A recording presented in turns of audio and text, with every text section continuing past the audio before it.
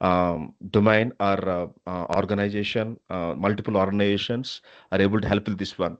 And next, we talk about some basics of, it is not possible to address everything in this 2 hour session, but at least I try to my best to address some basics of quantum computing and what are their properties, and what are the beauty of those properties, and how that specifically related to telehealth, because it is an ocean.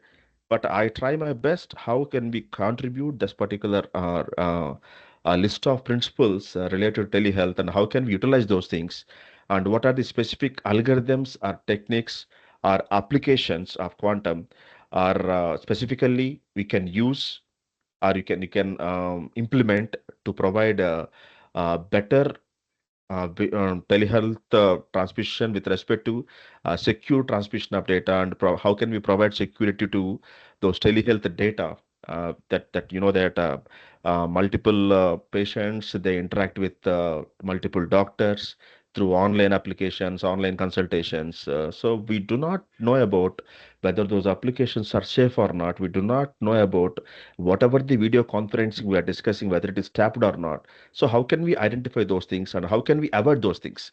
That is the main intention of this particular session. And afterwards, after completion of those algorithms and techniques, I'll discuss about some real world applications global wise, and what are the different types of projects, and how many billions of rupees multiple organizations are spending on this one. And still many academicians, researchers, and industrials working on these things. And you know that while running the things, we may face some of the challenges and limitations. We talk about those challenges. So when I'll deliver those challenges, that will research problems, because as a research, you know that we are all academicians. I believe that in this meeting, many people are academicians only. So it may be a topic for your project, it may be a particular topic or open challenge for your thesis writing or a PhD. So based on the challenge, we can take up that particular challenge, and you can spend some time on that one, and how to give the solutions for those limitations and challenges. That will be act as your main topic for that future directions. And this is something basic introduction about the topic. So some basic introduction is, let's take a moment to appreciate how far healthcare has come. Just a few years ago, maybe down back to 20 years or 30 years back, the idea of consulting a doctor from the comfort of your couch would have seemed like it's like a science fiction movie. Because today it's as simple as opening an app, that Doctor C app or Practo app. Welcome to the telehealth industry, where the technology meets medicine to bring care to your fingertips. It's not a big deal. So imagine this. You wake up feeling unwell. Instead of dragging yourself to a crowded clinic, you grab your phone, hope just open a particular telehealth app, what you believed. Forget about whether it is secure or not. Basic mode. In general, the Navy persons and naval persons are the persons who are not having technical knowledge about uh, in what data we are sharing, what we are talking about, whether it is tapped or not. In that case, in within minutes, you are speaking to a doctor, no traffic, no waiting rooms, just care right where you are. Sounds like magic, right? That's the power of telehealth platforms. That is the main intention of telehealth platforms, virtually. So they are we call it as a heroic term called that superheroes of a modern healthcare, offering video consultations, remote diagnosis, and even prescriptions all online. It's like having a clinic in our pocket. Is it or not? So the telehealth industry is not just a buzzword; it's a lifeline. It's a lifeline because multiple people are not able to walk outside, and multiple people are not able to. They staying outside, apart from the far away from their hometown relatives. Many things are there. So for example, it's like from rural areas. For bustling cities, telehealth is breaking barriers, connecting patients and doctors across miles, across kilometers.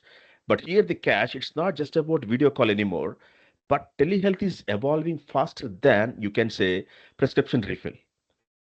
So some of the advances there is, for example, you know that every day you used to go for jogging or walking.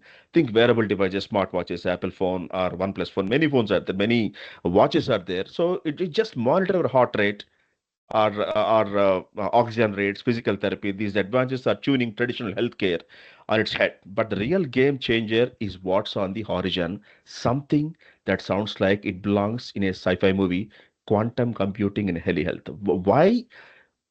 We drag that particular quantum computing word into telehealth. We will talk about that also.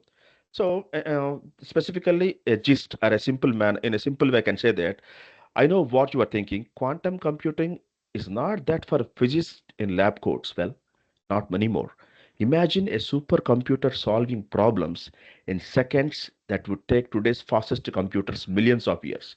Because as of now, quantum computers not productive, not coming to the that the 100% it's not implementing. But you know that you believe that whatever the things we are discussing through online that may be safe by using some traditional cryptographic algorithms that may not be solved by that may not be break by classical computers or classical algorithms within the meantime. But if you consider quantum computer, some of the algorithms you called as a Shor algorithm that can be very fast, that can calculate 10 times, 20 times, or exponential time they can solve the problems. At that time, whatever the things you believe that, whatever the things your security, this classical methods providing security, all will break up. Quantum computers having that much capability, right? Just imagine if that quantum computer is managing by third-party persons, or hackers, or intruders. So whether we are capable to face those problems, it's not right, because you are communicating and you believe that the data transmission is very safe and you believe that that is not crackable. But that hackers or third-party persons, they can easily break and they can open ever discussion happen between a doctor and a patient. You know that is a personal data.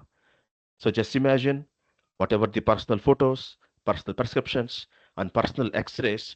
That should be a common point existing between you and your doctor only, not even your husband, not even your sometimes your parents. Just imagine that if that data is leaked, so what will be the future? It's a privacy matter, right? It's a security matter. It's a breach. It's a data breach. So in this session, we talk about those things and how that remote patient monitoring and virtual consultation, secure data sharing. Specifically, in this session, I talk about third point, secure data sharing. That is directly related to that quantum-enabled technologies. And here I produce some of the market statistics. And this is some history of telehealth. Hope my screen is visible to you all, right? Are you able to see my screen? Okay. Okay. Anybody can respond, please. Yes, sir. Visible, Yeah, sir. yeah, yeah, yeah. Thank you very much, sir. So it is showing that actually it starts from 1948 and 1959. It is the evolution of everything. Anyways, I will share this particular presentation to you. Just a gist about that. In what way that the data, that particular uh, interaction between patients and doctors, that is evaluated with respect to technology. This is a history of telehealth and telemedicine. When it started from 500 BCE, that historical recordings show that at the time of Greek and Romans, in what way they are communicated, in what way they are able to use technology for efficient transmission of data, efficient discussions happen, and up to 2020, because I got a reference, a solid reference from some internet sources and some from some research sources. I provide this only. Next one, this is this particular survey was conducted by in this particular slide, McKinsey and Company. It is a wonderful company. It's a data analytics company. They're providing professional services to multiple government bodies. So they started giving some survey about in what way this telehealth evolving rapidly. So here, specifically, why I'm talking about 2020-21, you know that that COVID outbreak happened at 2019. From that onwards only, these telehealth virtual consultations are improved rapidly, because they're not able to going outside, not able to physical contact. It is not happening, right? So to provide to make that social distancing. People are using technology. They start. So if you look into this particular graph, this includes in what way telehealth medicines or telehealth virtual uh, uh, contacts with other patients drastically increased. Here I'm showing that it is almost 38% increased before 2019 and after 2019. So it may be a combination of the prescription, maybe it's including cardiology or dental department or dermatology, whatnot, any disease. You can consider everything. The source for this particular graph is from a database or survey organized by McKinsey Analysis. This is for your kind information. And this is I here in this graph in this particular chart I divide specifically that specialization wise. For example, psychiatry or substance using disorder treatment, endocrinology, rheumatology, gastrology, and oncology. So this highlighted black point is the usage of that particular telehealth medicine across different specialties. And specifically, that report was generated in 2020 and 21 by that particular company. So this is something about the recent appointments by setting current as of it is a report generated on June 14, 2021 by the same company. Here I am showing that three different here I consider three different parameters. One is the interaction happened between a doctor and followed by a patient via telephone and followed by a telemedicine and in person. So if you look into that one, the telephone I highlighted with a black color and telemedicine light blue and in person there's some dark blue. This is somewhat a statistics about the number of persons interacted in different modes. Visit to a specialist, or visit to an urgent care center, or visit to a health clinic, or a pediatrician, or gynecologist. Many combinations are there. So this is forever a gist about. You can imagine that in what way people are interacting with some healthcare professionals. This is some a representation or a graphical view about it is a proof or evidence that day by day after COVID, day by day, the usage of virtual platforms for telemedicine is improving us. So this is from 2017 to 2020, the multiple multinational companies, how much amount they spend on this one, either for a developing of technology or either for transmission of telehealth health from one place to other place based on the orders through e-commerce sites. And how can we provide to security whether that e-commerce site is valid or not? For example, you believe that whatever the things we are ordering from Amazon or Flipkart, you assure about you are you giving any guarantee about whatever the product you are ordering that they are giving the original quality or not? No, right? So how can we achieve that one, whether the quality is good or not? They are giving as it is. They can create duplicates. So for those things, they highlighted with some holograms. They're giving some barcodes. They're giving some scanners. Those are the some of the security perimeters they designed. For that also, they need to spend billions of rupees to improvise to enhance the technologies. Still, they are facing much problems. Still some duplication data is happening, data breaches are happening. So what are the data breaches existed and how to address those things? We will discuss in the coming slides. So it is specifically talking about how that COVID-19 changing the outlook for telehealth, in what way consumer involving, in what way provider involving, in what way the establishment of the types of services available with the telehealth. This is the list of things. It is also survey was generated by McKinsey company, specifically on COVID-19.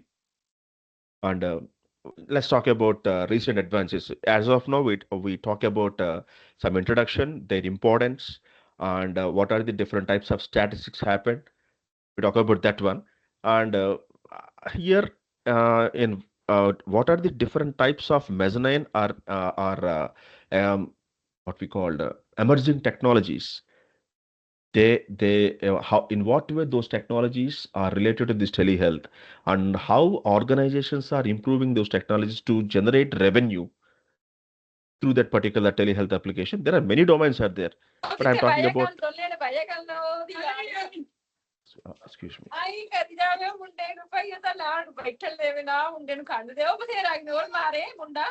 Could you please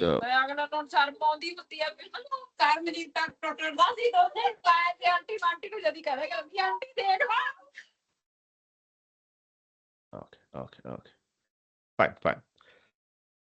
Okay, let's talk about something that's not just shaping healthcare; it's revolutionizing it. Ever heard of the that Internet of Medical Things? We know about IoT and IoT, but specifically I'm talking about Internet of Medical Things. So in what way multiple devices, either it may be your mobile phones or smartwatches or anything, how those things are related to this medical. For example, if you installed any telehealth app, Practo or Doctor's app.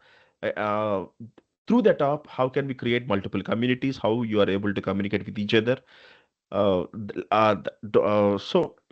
You'll realize it's not only real but also closer to home than you think. So what is this IOMT? Think of Internet of Medical Things as the marriage of smart devices. Indirectly I said that. And healthcare, it's like your smartwatch, pacemaker, or even your uh, pill bottle becoming your personal health assistant. As even your pill bottle can get smart these days. And here my touch is not working. Yes, yes, it's working. It's working. Imagine you are wearing a smartwatch like an Apple Watch or a Fitbit app. It's not just tracking your steps anymore. It's monitoring particular health rate, oxygen levels, and even giving you an ECG on the go. Feeling dizzy, you watch might alert you. Get checked out before it's too late. So some implantable devices also, that just think about a pacemaker. It can send real-time data to your doctor. No need for constant hospital visits. Your doctor knows how your heart is doing even before you. So all these technologies under the roof of this Internet of Medical Things. So based on the observation, based on the threshold values, what we fixed in the device, if your BP or if your heart rate crosses that particular threshold rate, then automatically it generates a particular report and it does share the document to the concerned people. So this is something about here I'm talking about. Here I listed all these ECG monitoring, implantable devices, everything. Next, uh, just yeah. Now we talk about for 2 minutes we talk about what is the contribution of artificial intelligence with respect to in what way AI plays a major role for recent advances in telehealth. So, for example, by using artificial intelligence in diagnostics, if telehealth is the rocket ship transforming healthcare, AI is the few that is something like a fuel propelling into a unimaginable heights. In what way it can happen? AI is like having a super smart detective that never sleeps. I mean to say that is the automation process. You do not want to monitor 24/7. It uses machine learning concept, a deep learning concept to shift through massive amounts of medical data, spot patterns, and predict outcomes faster and more accurately than ever before. I mean to say that, for example, on skin, if you are getting any particular spot, so by using artificial intelligence, multiple doctors or industrialists or academicians, they collect all the data, they train all the data and store in the database. If you take a photo by using your mobile phone and uploading into that particular database, best example, IBM Watson, it's just comparing that particular spot with the existing database based on the black spot or red spot or some other spot. It can detect what type of disease it is and the possible way in what way it came and what is the reason for that one. Not only spot, it may be a tumor, it may be a fracture, it may be some other organ part happening inside your body, right? So here I give some examples about a radiology chatbots and then a pathology and everything. So these are the some basic uh, what we called examples. And specifically, if you're talking about applications, I talk about predictive analytics. Imagine an artificial intelligence system predicting which patients are likely to be readmitted or whose health might not good or bad. This helps doctors intervene early, preventing complications and saving lives based on the existing data. They can easily understand that based on the history of a particular patient, they can assume what are the complications and what type of treatment we can give to those persons. And next, we talk about that particular robots, AI-guided robotic surgeries. As you heard that, right? Robots assisting in surgeries guided by AI. These systems ensure precision and minimizing errors, especially in delicate procedures. It's like having a surgeon with an extra set of super steady hands. So, because AI is not replacing doctors, but it's empowering, it's giving energy, it's giving support to doctors, it's helping healthcare professionals focus on what they do best, caring of patients. Meanwhile, AI take care of their heavy lifting, crunching numbers and spotting trends. And this is something about the contribution of AI in this telehealth platforms. And what are the different types of platforms? As the starting of discussion, I already talked about this one. That is, what is that? Teledoc Health, Amwell, Practo. Specifically, India, Practo is a famous application to communicate with multiple doctors. And now we talk about for a moment and for slide by slide, we are moving close to our main motivation, our main topic. So here, blockchain for secure data sharing. What is this secure data sharing? Why I need to share? Why we need to provide security for their data? Because you know that the most important point is the personal data. It is maybe financial data, it may be a healthcare data that should not be leaked, that should not be in the hands of bad people. So, how this blockchain um, uh, for secure data sharing? Just now, before you picture Bitcoin and cryptocurrencies, as of now, many are familiar with blockchain is a good application as a part of Bitcoin frameworks and cryptocurrencies.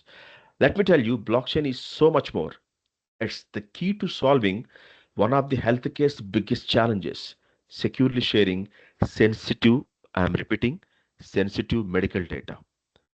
So think of it an unbreakable digital vault where medical records are stored because nowadays everybody using cloud.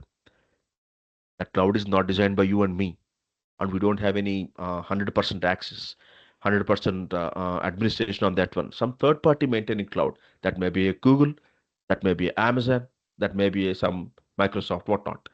So think of it as an unbreakable digital vault where medical records are stored. Only authorized people, either your doctor or yourself or some known person, some close relatives, people can access it and every change is tracked, ensuring complete transparency. Sounds pretty frustrating, doesn't it? So I specifically talk about this one of the application example, MedRec, medical record.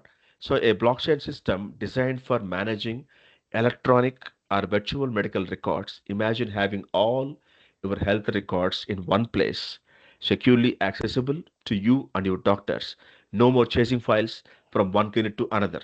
Because, so for example, um, in because you are human, you have a multiple organs and multiple health constraints, health conditions. So sometimes you may need to move to different specialized doctors. At that time, it is not possible to maintain physical files and everything. If you're maintaining a simple application such as MedRec or Graduate Health, you just open it and you can share the document to that particular person. If you believe that he's helping you out better way, right? And the second application is that Gotham Health. This is also here also we are using blockchain that is a powerhouse focuses on securing medical research data where it's a groundbreaking drug trial or a new treatment method. It's not directly available to patients.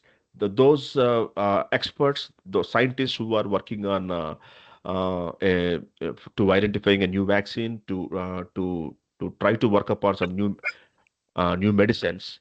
In that one, all those scientists they join together. They use this Gotham Health, where it's a groundbreaking drug trial or a new treatment. So here, those that that application ensures the data remains tamper-proof. That should not be available to some other persons. So that means indirectly a simple point is preventing unauthorized access, right? Next, we talk about on how these telehealth related to 5G and 6G because the main uh, what I called what I can I say that what makes 5G and 6G game changers in healthcare. That is a simple question. Imagining lightning fast communication, almost zero lag. That type of communication can provided by these 5G and 6G networks. Their ability to transfer massive amounts of data with a snap of time, within a second of time. That's what 5G and 6G bring to the table. They are backbone of telehealth's most advanced applications because the distance between doctor and patient may be 100 kilometers, 2000 kilometers, whatnot, maybe a state of gap, maybe one country to other country, one continent to other continent. But by developing the best applications, uh, enhance this speed communication by using these 5G and 6G networks. Specifically, I said that. So, because they're providing high bandwidth for diagnostic images, ever tried downloading a large files on slow internet? It's very difficult, right? Now, imagine a hospital transferring a massive CT scan or MRI scans between system to or locations with 5G. Because for example, if your patient, if your persons are getting any health problem, you just move that person to maybe you belong to villages. You're at a rural hospital, you are going there, you are taking the advice of a particular doctor. He said that it's not possible to do that operation here. I recommend you to go to some other state. So within seconds, they can transmit all the tests, all the diagnostic information to the particular doctor. There, it is not.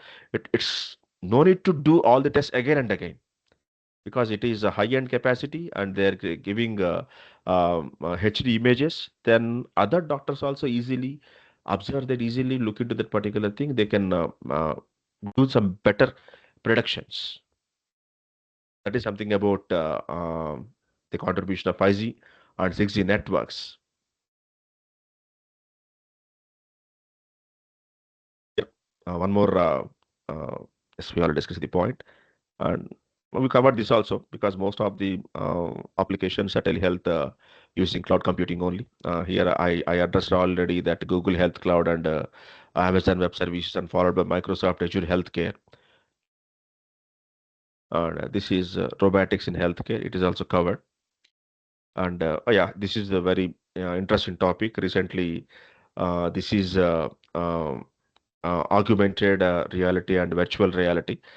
You know that as of now, before that augmented reality AR/VR coming to the picture, even a particular doctor, those who are newly completed their degrees, they are directly taking one dead body. On that particular dead body, they perform some of the operations.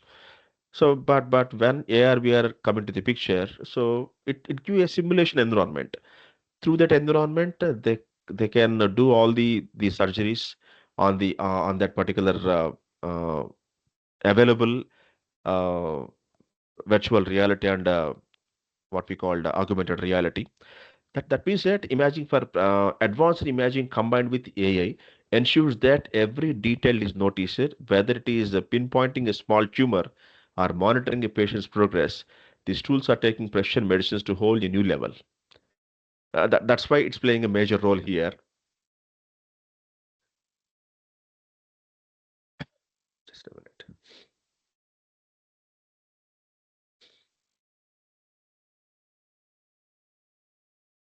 This predictive analytics and IBM Watson Health leveraging a big data for cancer. You know that if your friends or anybody are working in IBM, you can request their credentials because I'll show you that one. Just a minute. That is not working. Just open it.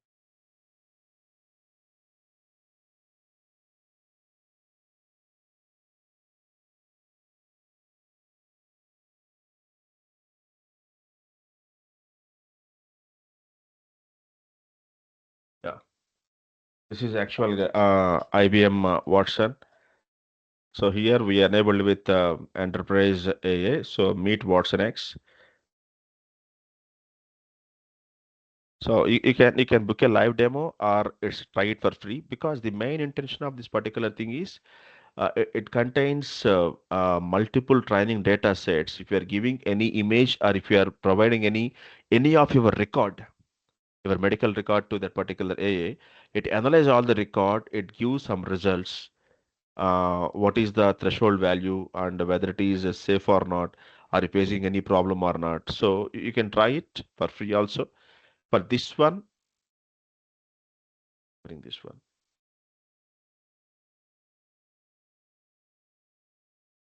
You can create some IBM account here.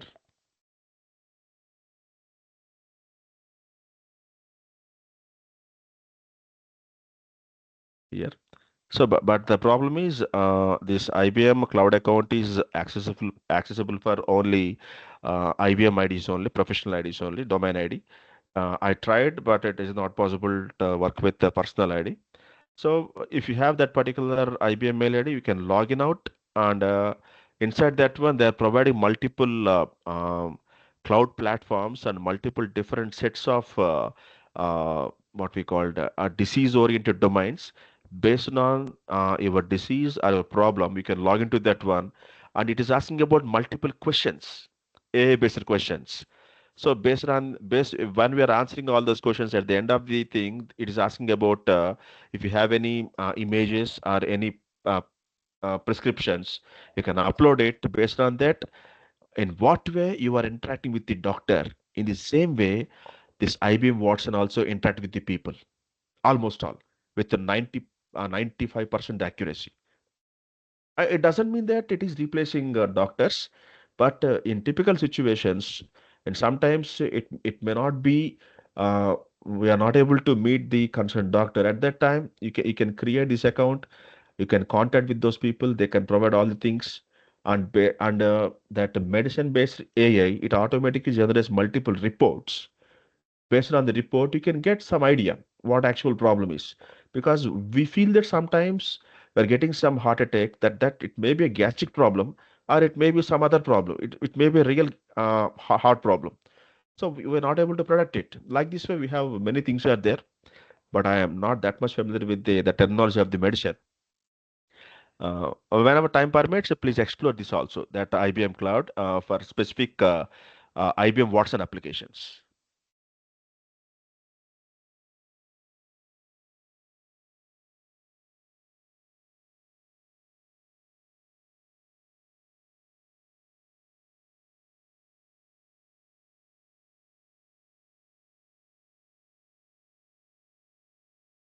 Health Catalyst.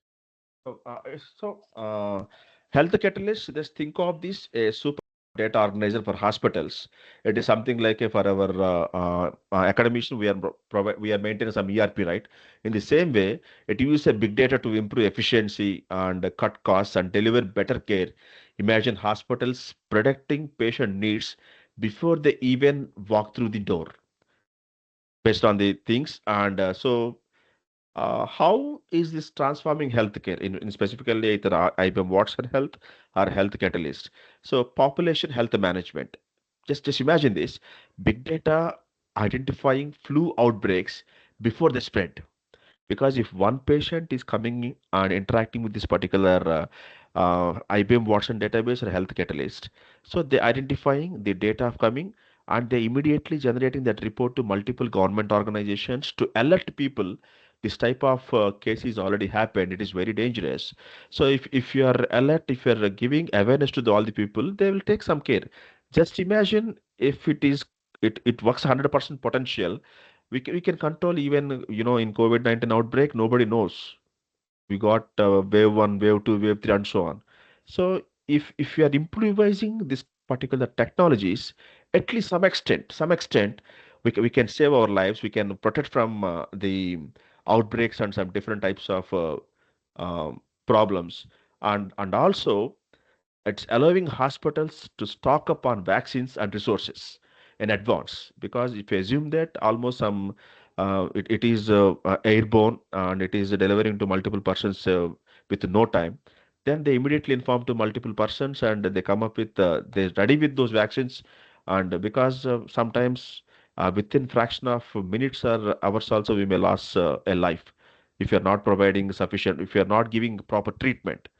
So for those things, these technological thing, these IBM Watson Health and the Health Catalyst, these data warehouses are helping in an enormous manner, right? So hope this is my perception, and with respect to that telehealth medicine, with respect to different measurement technology, different advanced technologies. Now we back to what are specific telehealth security concerns. For example, a doctor and patient meet each other. Maybe some patients they're worried about their protected health information being compromised because they don't want to discuss, they don't want to reveal that information. Or here it is also a survey generated by KLH. So this almost 43%, the survey is conducted almost 1,500 patients. Among those patients belongs to different type of categories of health problems. Among them, they identified 43% of people or patients they worried about their protected health information maybe being compromised because of not proper data management, not proper uses of applications, and not proper involvement of healthcare professionals, because some unprofessionals they use this data and they maybe misutilize it, or they maybe sell out those particular information to black market, right? And that survey 35% concerned about their session being hacked. Here session means the interaction between a doctor and a patient. For example, if you are facing any hair fall, or if you're having any sexual disease, it is not possible to address in a single man in a single day. In first session, they collect all the samples, and based on the samples, it will take a week of time to get the results. Based on the results, you go to the second session, third session, like this one. And almost rest of the person they worried about their session would be connected to someone other than their healthcare provider, right? So how to address these issues? So before this one, I talk about different domains involvement, and just imagine all are good. Just imagine all people are good.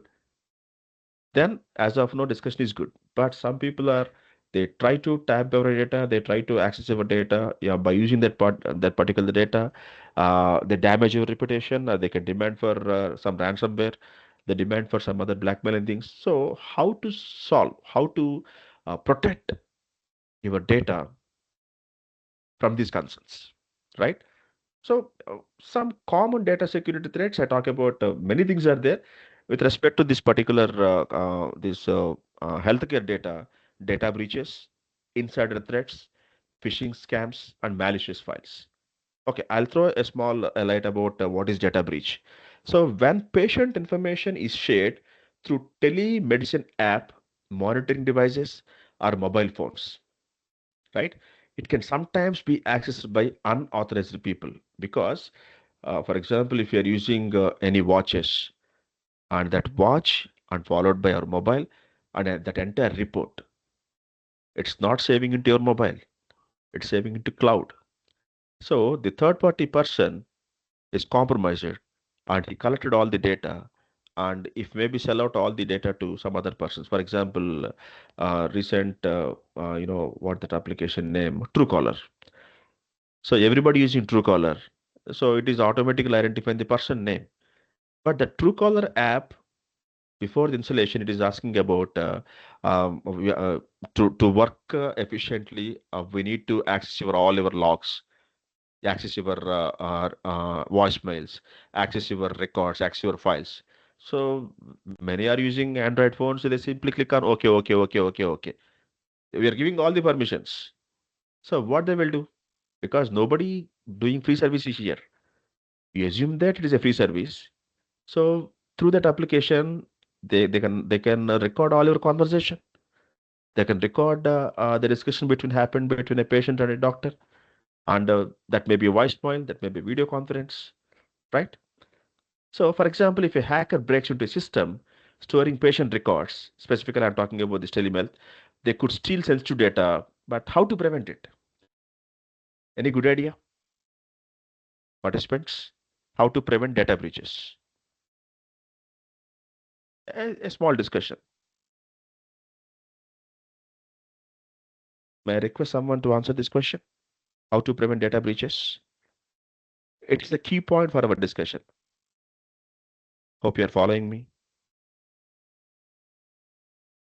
How to prevent it? How to prevent data breaches?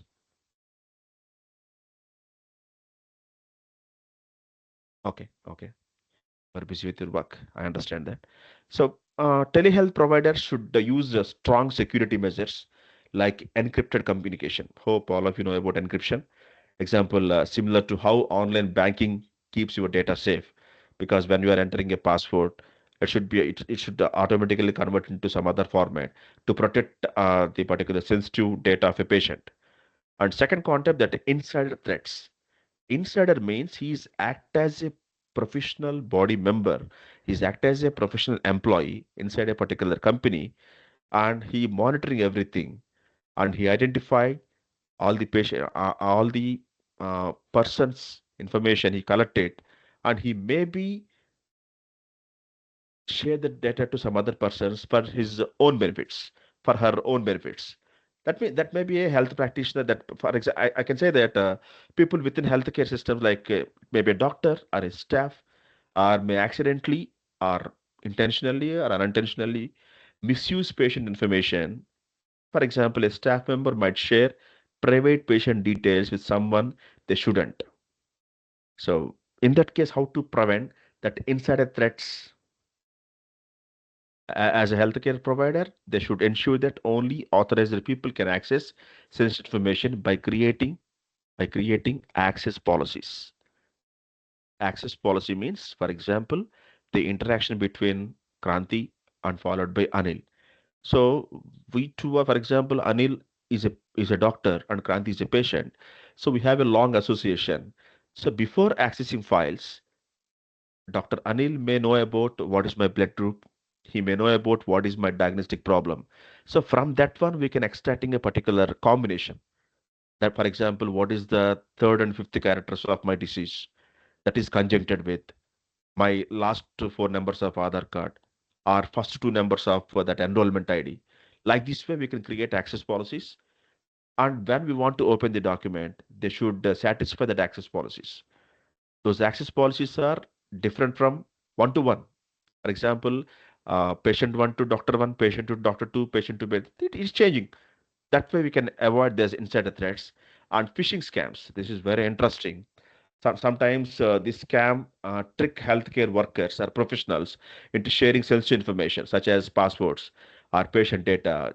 Just for instance, a staff member might get an email pretending or he's act as a health practitioner to be from their IT department, asking them to confirm their login details, because sometimes when we're changing password, it may not be worked out by the it may not be for example, if you're typing three times or four times, automatically it's locked. At that time, we can request the admin person or IT person. Something has happened. At that time, he act as a he can for example, he's a good person, fine. But if you have a bad intention, he's asking about all these login details and he's storing everything, and he may misutilize those things also.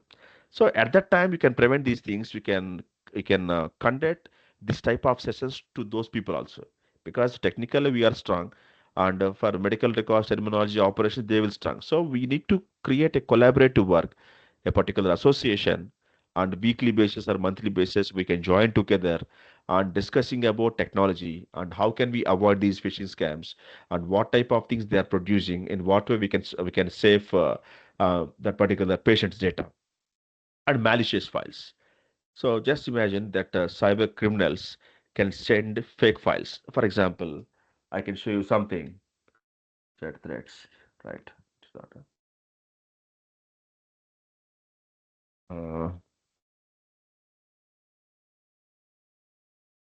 for example, I just open it. Uh, I just type YouTube, a video downloaded for free. I just open it.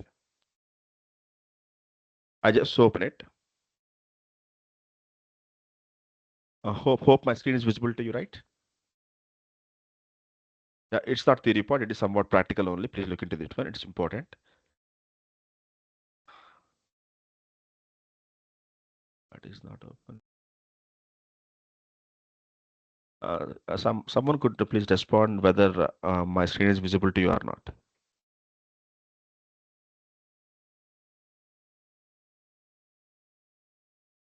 This is a bandwidth issues.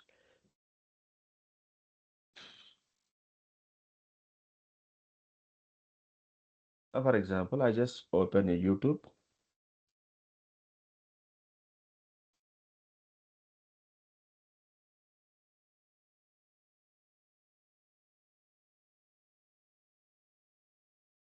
It's not opening.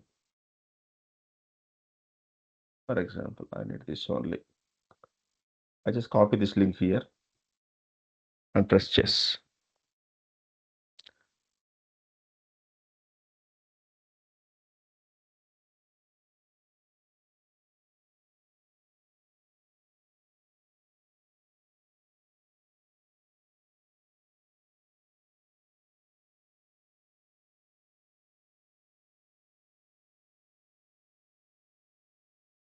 Just a minute, just a minute.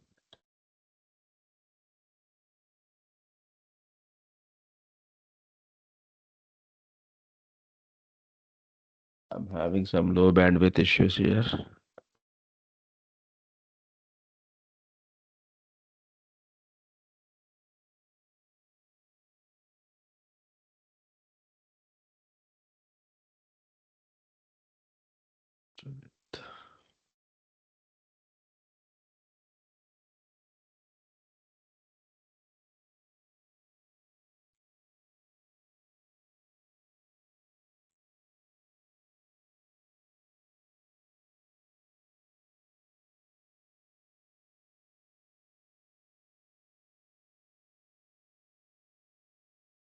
For example,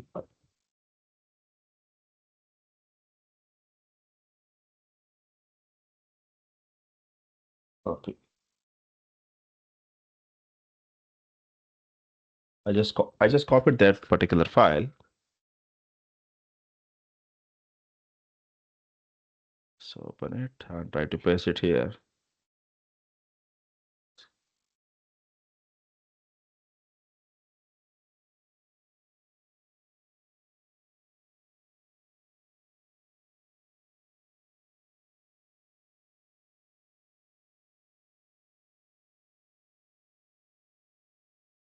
Please be patient. I try to download it.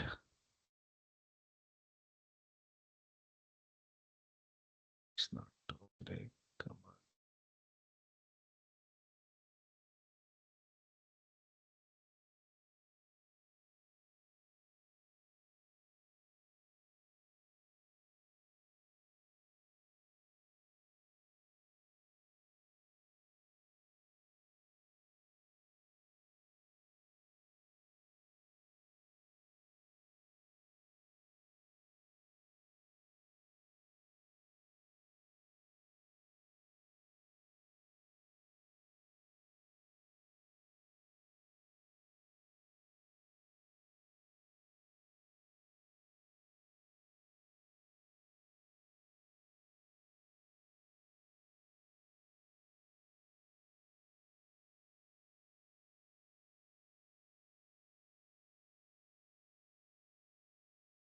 So here I try to download this one.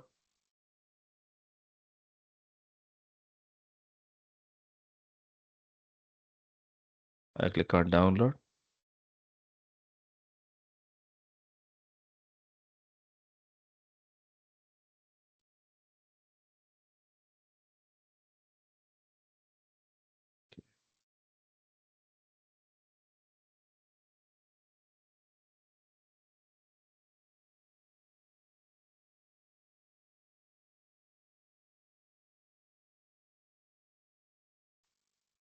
It will take some time. Just give me 2 minutes of time.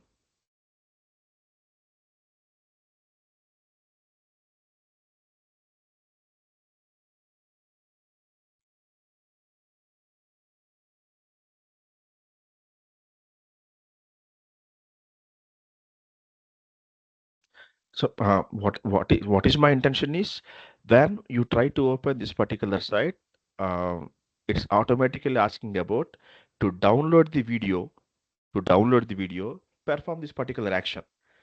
In that action is click Windows R and paste some code on that one and click execute. So yeah, I'm trying to paste that one and download.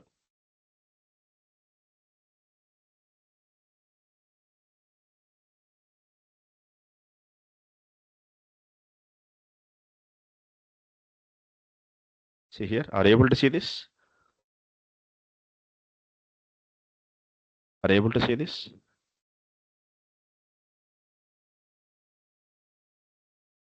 So here for verification steps, it's asking about press Windows R, press Control V, and press Enter. Okay, fine. I Excuse me, sir. Yeah, yes, madam. Yeah, we are just responding through chat messages. Sorry, So, madam, I missed that one. So okay. hope you're following me, right? So here Yeah, I yeah. try to download some video. So here verification steps is asking about Windows R and press Control V. Okay, I just opened Windows R and Control V. So what is this Control V? So I don't know what is that is. I just open ChatGPT and I'm asking about ChatGPT only. So when I use Control V, for example, Windows R are able to see my point, right? I'm just using Control V. It's showing some data.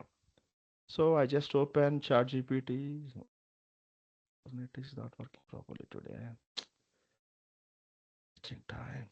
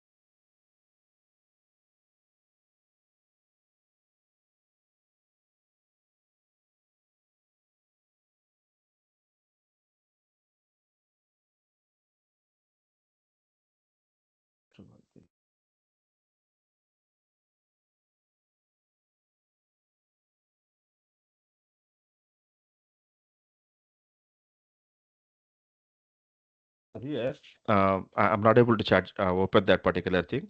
In chat box, I paste some code. Oh, no audio, na? Do you hear me?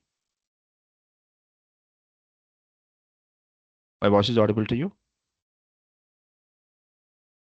Yeah, right. Yes, sir. So, yeah, because I just follow only one step here because I need to you need to understand what my point is. I try to open a particular video and I try to download it. One particular site showing that verification steps, press Control Windows R and press Control V and press Enter. What we believe is maybe it is a process for downloading the video. So I share the same code into your share screen. Sorry, in the chat box. You open your chat GPT. It will take 1 minute of time and copy entire thing into chat GPT and ask about what is this and let me know what are your answers. I'm waiting. A simple task. Just whatever the code, whatever the copied from that particular site, I just share into our in our chat box.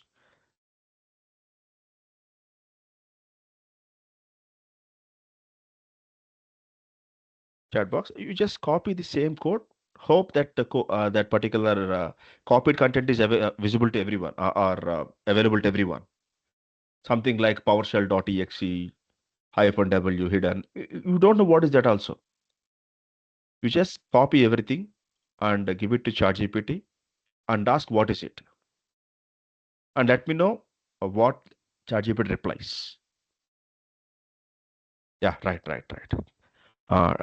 Thank you very much, Dr. Navneet Kaur.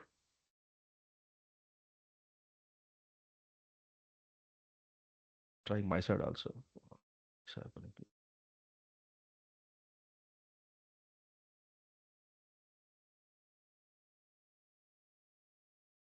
Some bandwidth issues.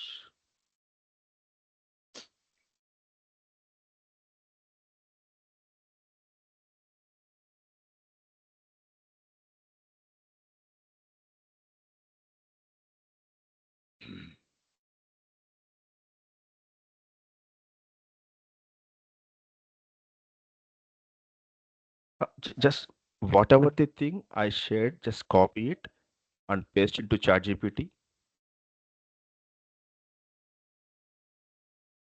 Okay. So, yes. Right. Someone shared this one. Thank you very much. Who is this? Uh, Rajendra sir. Thank you very much, sir. If you look into this one in chat, so what it replies: hidden wind executions, remote code execution, URL misconfiguration. So security recommendation: do not run the script. It is potentially harmful. If you suspect malicious activity, disconnect the system from the network. So even though we are technically good, sometimes they're showing this message. If you look into that message, is that message? See here in the screen. Oh, you know that verification steps. Okay, Windows or Control V, press enter. Okay, it is simple, very simple. If within a second we can do that. But once you did that and press enter, automatically, without intervention of or without knowing, without your involvement, automatically in background, one executable code is started. That is called malicious file. So 24/7 it running, that was actually generated by some third party person, and he'll get access to your particular computer, and he can also while you are working, he can monitor you. You can maybe he can access your camera, maybe he can access your files, maybe he can access your confidential data. The same thing applicable to that doctors, health practitioners, and everybody. That is my point. Hope you understand. In what way the third party persons or third party applications which you are not trust, still if you believe because you know that one Instagram reel is very good for you, or YouTube video is very good for you. Simply you are only concentration on downloading the video. In that this is a part of social engineering attacks. You assume that you are hurry berry with the downloading video itself.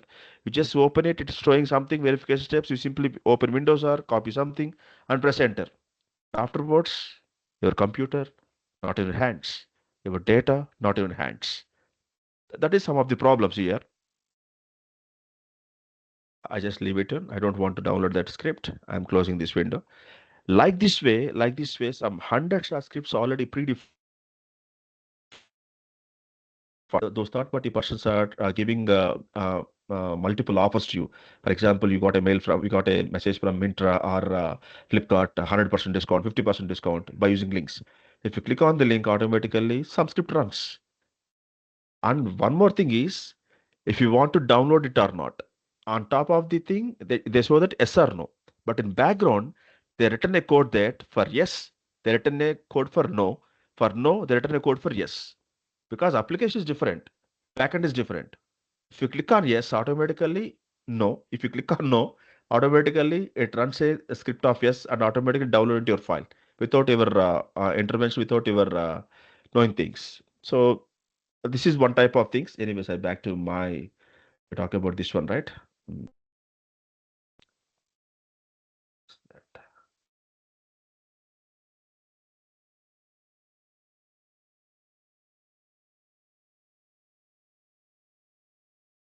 So these are the possible You what I Yes, please. Reports అవన్నీ clean చేయించుకున్నా కొన్ని ఎక్కువ ఉంటాయి, కొన్ని తక్కువ ఉంటాయి అట్లా. Yeah. Okay. Uh, these are the some common data security threats in telehealth. ప్రతిసారి These threats are కొన్ని common. ఎక్కువ ఉంటాయి, కొన్ని తక్కువ ఉంటాయి. ఇప్పటికి ఏమైనా ఇట్లనే ఏమైనా విటమిన్ టాబ్లెట్స్ వాడతాడా అంతే light. Hey, participant, please mute your mic. దానివల్ల మీరు ఏం స్ట్రెస్ తీసుకోకండి, అవేం కాదు. Participant, please mute your mic. Yes, sir. Kanji, sir, please carry on. Thank you, sir. Thank you, sir. Right.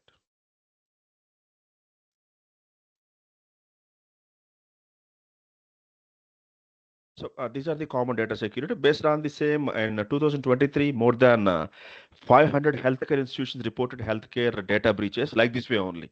Because as a healthcare practitioner, a doctor, he might be expert about surgeon, how to do surgery, but they're not familiar with what is technology and how that app works. So by knowingly, unknowingly, if you click on the such type of links, automatically the entire data stored in that health practitioner laptop or device, it is automatically accessed by, they create a duplicate copy and accessed by third party persons. This is one of the report in 2024 and 23 with respect to month wise after COVID in November to October 2023. These many records are leaked, breach in past 12 months before up to 2023, and still we are working on 2024 and 2025 data by using web scraping, by contacting different types of sites. For upcoming sessions we talk about that also. So now quantum computing in healthcare, now it is the actual topic. So you know about general cryptography, and there are multiple mathematical models and cryptographic techniques.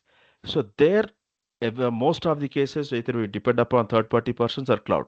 But the beauty of quantum is it is depend upon some basic quantum principles, superposition, entanglement. In classical computers, the data is in the form of bits, classical bits. If it, you should there is a deterministic value, either 0 or 1. But if you work with the quantum simulators, the data in the form of photons, we call it as the qubits. Those qubits are stateless. Stateless means while transmission, the data is uh, in not constant position. It may be upward, downward, left orthogonal, right orthogonal. Many combinations are there. So, what is the usage of using these quantum-enabled technologies for healthcare professionals? Because we can secure communication via quantum cryptography, quantum key distribution. So, for example, here I'm showing one particular video to you. Hope you are seeing that one. Are you able to see this video?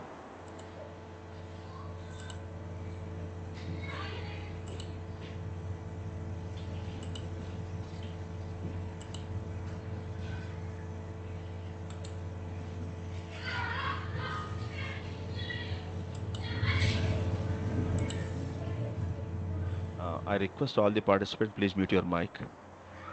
Some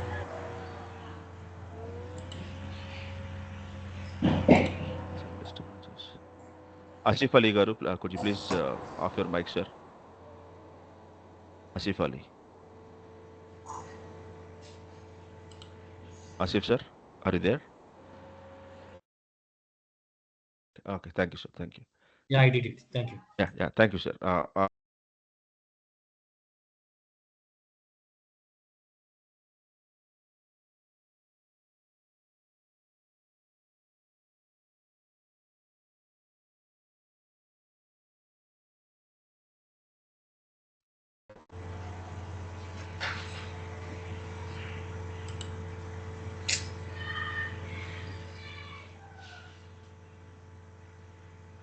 Anil, sir, are you able to see this video? Yes, sir, I'm watching. Yes, thank you, sir. Thank you. So this is the beauty of this quantum key distribution.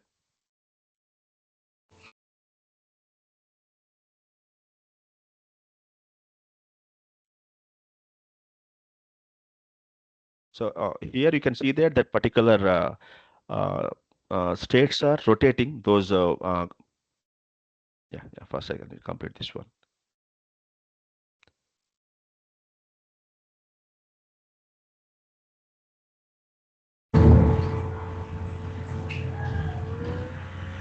And this is second case. For example, if third party or intruder involves, he tried to change the bits. What happened?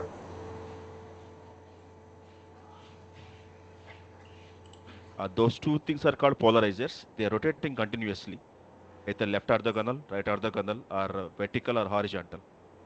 Because we can collect all the data, but some of the algorithms, as of now, supporting those four types of angles only, and even the more things also there. So while rotation, in what way that particle is coming, if that position and this polarized position is matching, those only filtered, and rest of the data is automatically discarded. So what is this advantage? The main advantage is I'm playing again just 1 minute only video. Just look into it again. This it. So this key is using for, it is one of the, we already talked about access policy, right? This key is used for open the data, or we can encrypt the data, or we can decrypt the data. So by using these polarizers, in first case, we imagine that no intruder, no third party person, everything is, it's a fair game. So based on the filtering, it extracting all the data, which is not filtered, that the data is automatically discarded. So through polarizer, whatever the particles are coming, all are filtered. That means initially, whatever the key length the third party provider provides, that is not same as what we received. That means even third party person also not able to guess that one. It is secure encryption key. It is second case. In case two, assumption is some third party is involved. He tried to change the data. This is the principle of quantum superposition and entanglement. That means if any change in, that if you throw any stone on a water, it create multiple waves. If any third party person creating a wave, it impacting your existence also. That's why we need to interpret it. So if you look into this video, all red marks showing that which was changed by third party persons. So in what way these two intended persons identify that one? They filter every data. One is sender, one is receiver, but receiver received the altered data by third party person. So if you compare these things, most of the contents are not matched. So there is some threshold value. It may be caused because of noise also sometimes, but we need to put some threshold value. If it is more than the threshold value, we stop it. If it is less than threshold value due to noise, we can accept it. This is the way that a quantum key distributions happen. So we try to relate such type of, see, there are many more advanced algorithms, multi-qubit, hybrid algorithms, many things are there. But it is a sample, it's a simple base value. So this only I try to execute it. I need to demonstrate with practical code also. For this one, you can use a Quizzkit, or you can go with the Google Colab also. Recent days, Google Colab also supporting that quantum predefined libraries or simulators, AER simulator, Quascom simulator. Because people are very familiar with Colab, I just open that Colab only.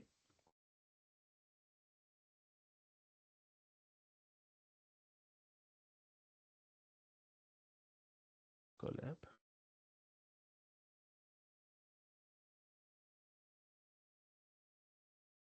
I just create a new notebook.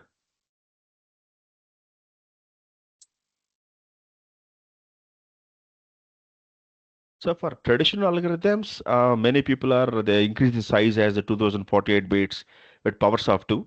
When key size increases automatically, the time complexity and space complexity also increases. It will becomes a heavyweight. But those things are not related to IoT devices, because IoT devices are very lightweight. So for lightweight particles, lightweight devices, we need to work with the lightweight encryption algorithms only. In that case, this quantum key distribution plays a major role. So I just forget about the code. It doesn't. You do not need to run any code. But in what way it is happening, you need to understand that one. So same, in what way I displayed that particular video. For that video only, we can create some sample code. In what way Alice and Bob are communicating with each other. Now it is running. That code is. So it is asking about enter the desired key length. For example, my key length is maybe some 12. See here, by default, it will take length of the 12, the 0010010001. When I'm executing second time the same program, it doesn't take the same bits. That is called randomization. That is the chaotic nature of the quantum. That is the beauty of quantum key distribution, quantum key management. The next time you can give 14 or 15 or 20 or 30 or 40. Every time it generates different combinations of bits. If you look into the base values of LHC and base, it generates multiple things. If you look into first case, it is orthogonal and vertical. Second case, vertical and orthogonal. So it check everything which is not matched. Maybe it put as a 0, which is matched, we put as a 1. Based on those combinations, finally they extracting matching basis only, and that is act as their key. 3, 4, 6, 7, 10. So if you execute it again, this time I go with some length of 40, maybe 40 or 30. 30. See here, it generate, I mean to say the 1% generate a length of 30. But what is the length of the final key? It is equal to 30 or less than 30. I'm highlighting that part. This is length. My design length is 30 bits. Here I am entering 30 randomized data. After filtering, what is the length of the key? Just please count it and tell me. Final key 1, 2, 3, 4, 5, 6, 7, 12, 13 only. Out of 30 bits, rest of the bits are filtered, and the final key length is only 13 bits only. So this particular key is small, and it is not even known by the third party person. Just imagine that those 30 bits are automatically randomized. It created by the sender, and even sender also not known what is the key is until unless they share the common things. So in this way, that key matching pattern is happened. Uh, just open it here. See here. This is sample for I demonstrated that this particular video type code only. So hope you understand that one. And here some what are the key algorithms and techniques. We are providing multiple simulators for telehealth research. Those who are interested to do some research on this telehealth in combination of quantum computing, I'm always open for you because I am also expertise in. I'm not 100%, but I start my journey by using my expertise. I can do with cloud security and cyber security and the quantum key distribution. And based on your application, I can provide the security. I can give multiple algorithms, lightweight algorithms, which is compatible with IoT devices. So here, even MATLAB, Omnet Plus, and NS3, they are come up with predefined libraries for predictive analytics or simulations and everything. And it is my part, key algorithms and techniques, QuizKit by IBM and Microsoft Quantum Development Kit and D-Wave Lab. So I'm just showing how to open that QuizKit and establishing a lab also for your convenience. As of now, we execute the code in Google Colabs, right? So you just open QuizKit login, QuizKit login. For this one, you can create your personal mail ID also. For IBM Watson, we need IBM mail ID. But here for QuizKit, you can create IBM ID instead of domain mail ID. You can create your own uh, personal mail address. For example, here I just open the manage account. See here, my ID just kkranticac@gmail.com. It is my mail ID only. So I just go to dashboard. So it is lot of data is available. If you want to learn about the quantum computing in practice, they are providing all these learning. Multiple courses are there. It is because in future, as far as my knowledge is concerned, future is generative AI and quantum computing.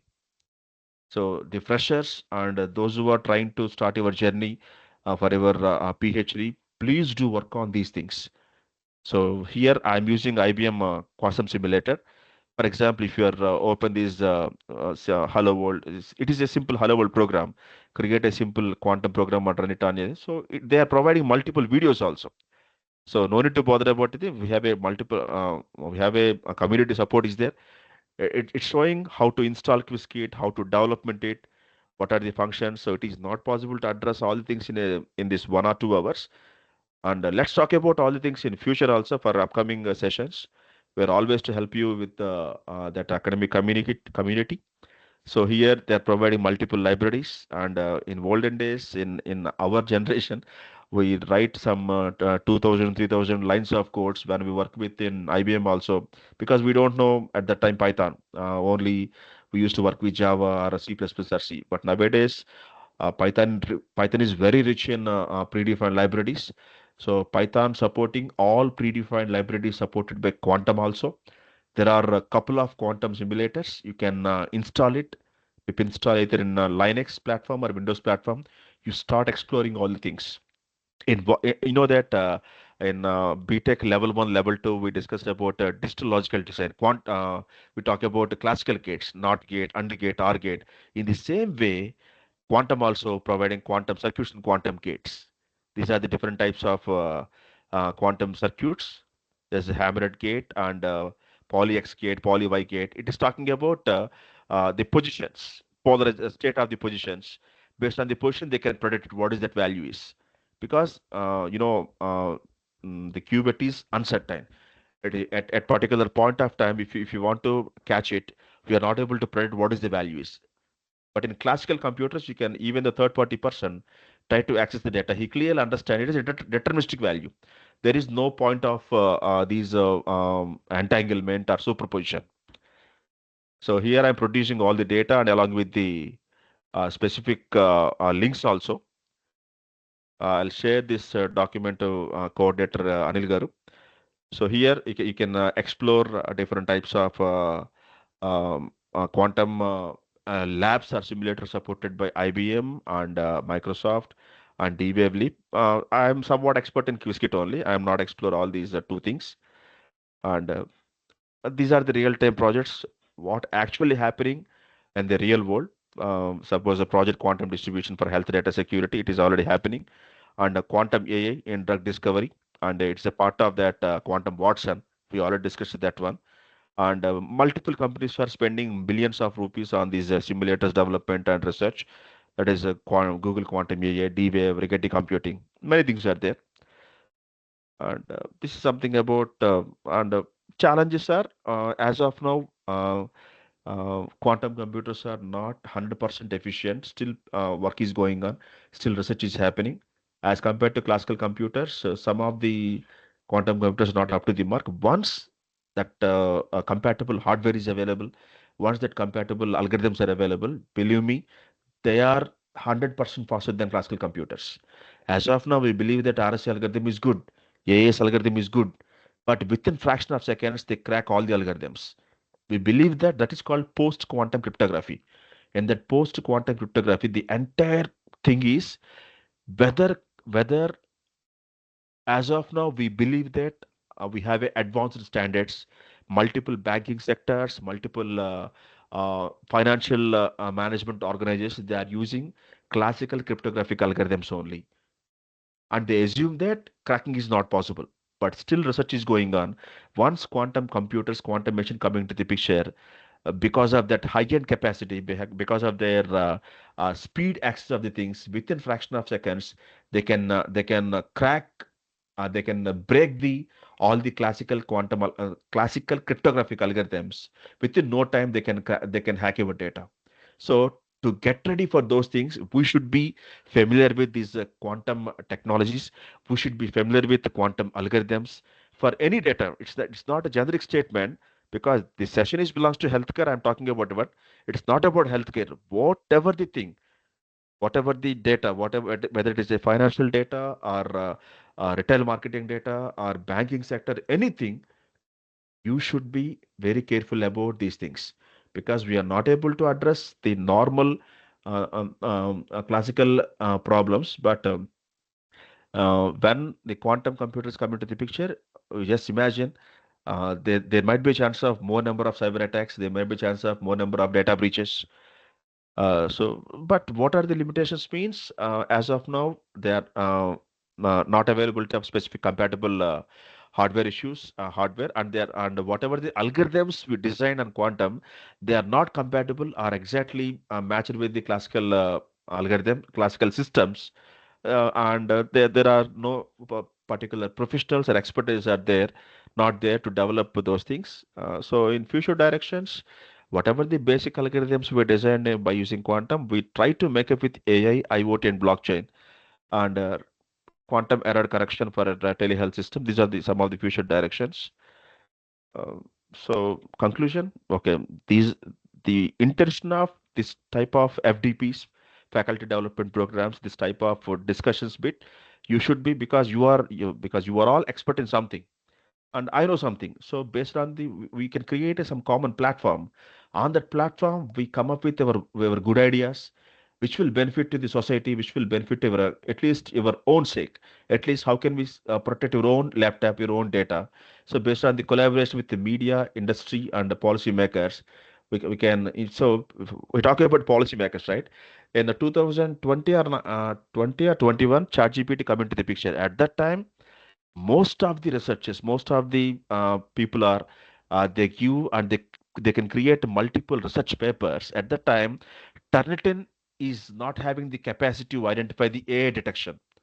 At that time, some millions of papers, believe me, in global wise, some lakhs of papers are accepted, lakhs of papers are accepted and published. But afterwards, the exponential growth of paper publication, then again Turnitin working on rigorously practice on those, they come up with the AI detection. Now in Turnitin, AI detection rate is available. But in this gap, in this evolution, in this before that in policy making, all universities are having a policy that AI detection is there or not. We can accept the paper, we can accept the thesis, but we need to change the policy according to the technology. Now the policy is what many publishers they put a that AI detection rate should be less than 10 or less than 20. So based on the current scenarios, based on the future, you need to change everything with respect to technology, with respect to rapid development of things. We need to update it. So this is something about uh, today's topic. If any questions or discussions or any ideas, or if anybody interested in that one, you can please contact either coordinator sir Anil Garu or me. We can start some collaborative works on this one in project way or paper publication way in whatnot. Either we can create a common we can even conduct this type of faculty development programs, and we can elaborate, we can share our knowledge to academics for students and faculty members and creating awareness. Thank you very much. Sir, excuse me, sir. Good evening, sir. Sir Pramod Garu. Yes, sir. I have small doubt. How we can use the quantum computing principles in the IoT technology with telemedicine principles, sir? Yes, sir. Because see, for example, just imagine you have a one application, any telehealth application, you install that one, and when multiple computers or multiple laptops or multiple devices are they are able to communicating with each other, they're able to share the data. So you share the data by using either application chatbot or either WhatsApp or anything. We assume that whatever the data is transmitted via WhatsApp is secure, but it's not. Multiple, for example, this discussion is also recorded by either Google or some other persons. Because if you look into, for example, just imagine you like one product either in Myntra or in Amazon. You open the same link multiple times, so that was recorded, and every time if you open any application, this particular application is highlighted here. In the same way, if you are, my point is, as of now, quantum computers not coming to the picture. We believe that we are happy with those classical cryptographic algorithms, and we can share every data, either health, uh, what I say, personal data through WhatsApp or through Telegram, through mails and everything. And that is end-to-end encrypted with the classical cryptographic algorithms only. But once quantum machines come into the picture, that classical cryptographic algorithms no longer works. Our quantum machines automatically break those things within no time, and they can access the data. That's why this session specifically we highlighted about the the quantum cryptography and quantum key distribution concepts. It's not only related to telehealth, but that this FDP is intended for that one. So I specifically collect the data with respect to telehealth only. Sir, sir, is it audible? Sir, I'm getting some. I'm not able to hear you, sir. Hello. Okay. Now it is audible, sir. Yes, sir, but I'm getting multiple voices from your side. Yes, sir, Okay. please. Otherwise, you can post a message in chat box also. I can able to look into that Okay, sir. also. I think I saw in your video in that Uh-huh. video how it is bit orientation is going in the entanglement of the quantum computing bits, sir. I mean, It is classical computing simulator, bit is sir. different. Yes, sir. Yes, sir. Because because quantum machines are not available, we create the simulators by using classical bits only. We design it, but we develop a program that once it is simulating that, it's showing it is act as a qubit, but not it's not actual qubit. That's called simulation. For our understandability, for we called for better understandability and implementation part. In Qiskit also, entire thing is in Qiskit database. They're providing two things. One is they are maintaining actual quantum device. It contains noise and simulator. Whatever the program you design, you can send the same code to those persons also. They can execute your code on the actual quantum machine, what they design. We have access for that one. And they revert back to their results. But it is a noisy channel. But in case of simulators, there is no point of considering noise. You'll get the 100% results. Nowadays, sir, people are publishing that work only without noise data. But in practical, it's not possible, sir. It's not possible. Yeah, right. You are right. You are right. To simulate only for because once the quantum computer come into the picture, then only we start work on those things. By up to that time, we are managing with these Qiskit simulator and AER simulator, Quascom simulator, and Google Cloud simulator.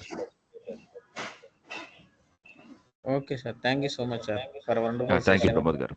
Yes, sir. Yes, sir. Thank you, sir. Any participants, any doubts? Otherwise, we'll wind up the session. The next session, speaker also already connected, sir. Thank you, Kranti, sir. So thank you for Yes, sir. showing that Sir, when the practical results for our participants and well interaction session will be happen. Thank you very much. thank you all for your attention and engagement during this session, sir. And I extend my heartfelt gratitude to Dr. Anil Kumar and the organizing team for their excellent coordination and effort in creating this enriching platform. Thank you very much, sir. Thank you, sir. Yes, yes, sir. May I leave, sir? Yes, sir, please. Yeah, yeah. Thank you, thank you.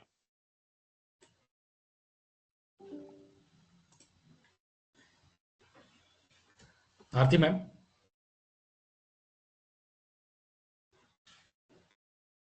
Aarti madam.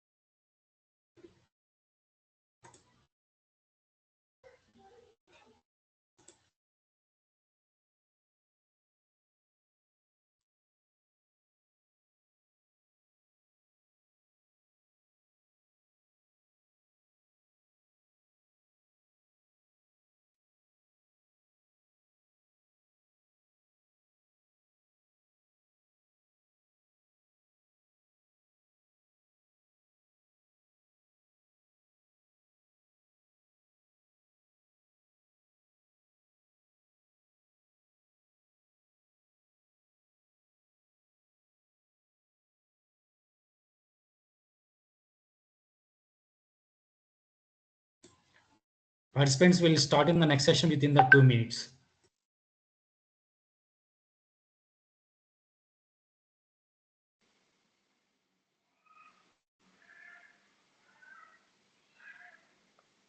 Sir, can you hear my voice? Yes, ma'am. Okay, sir. Yeah. Shall I share my screen? Yeah, please share, ma'am.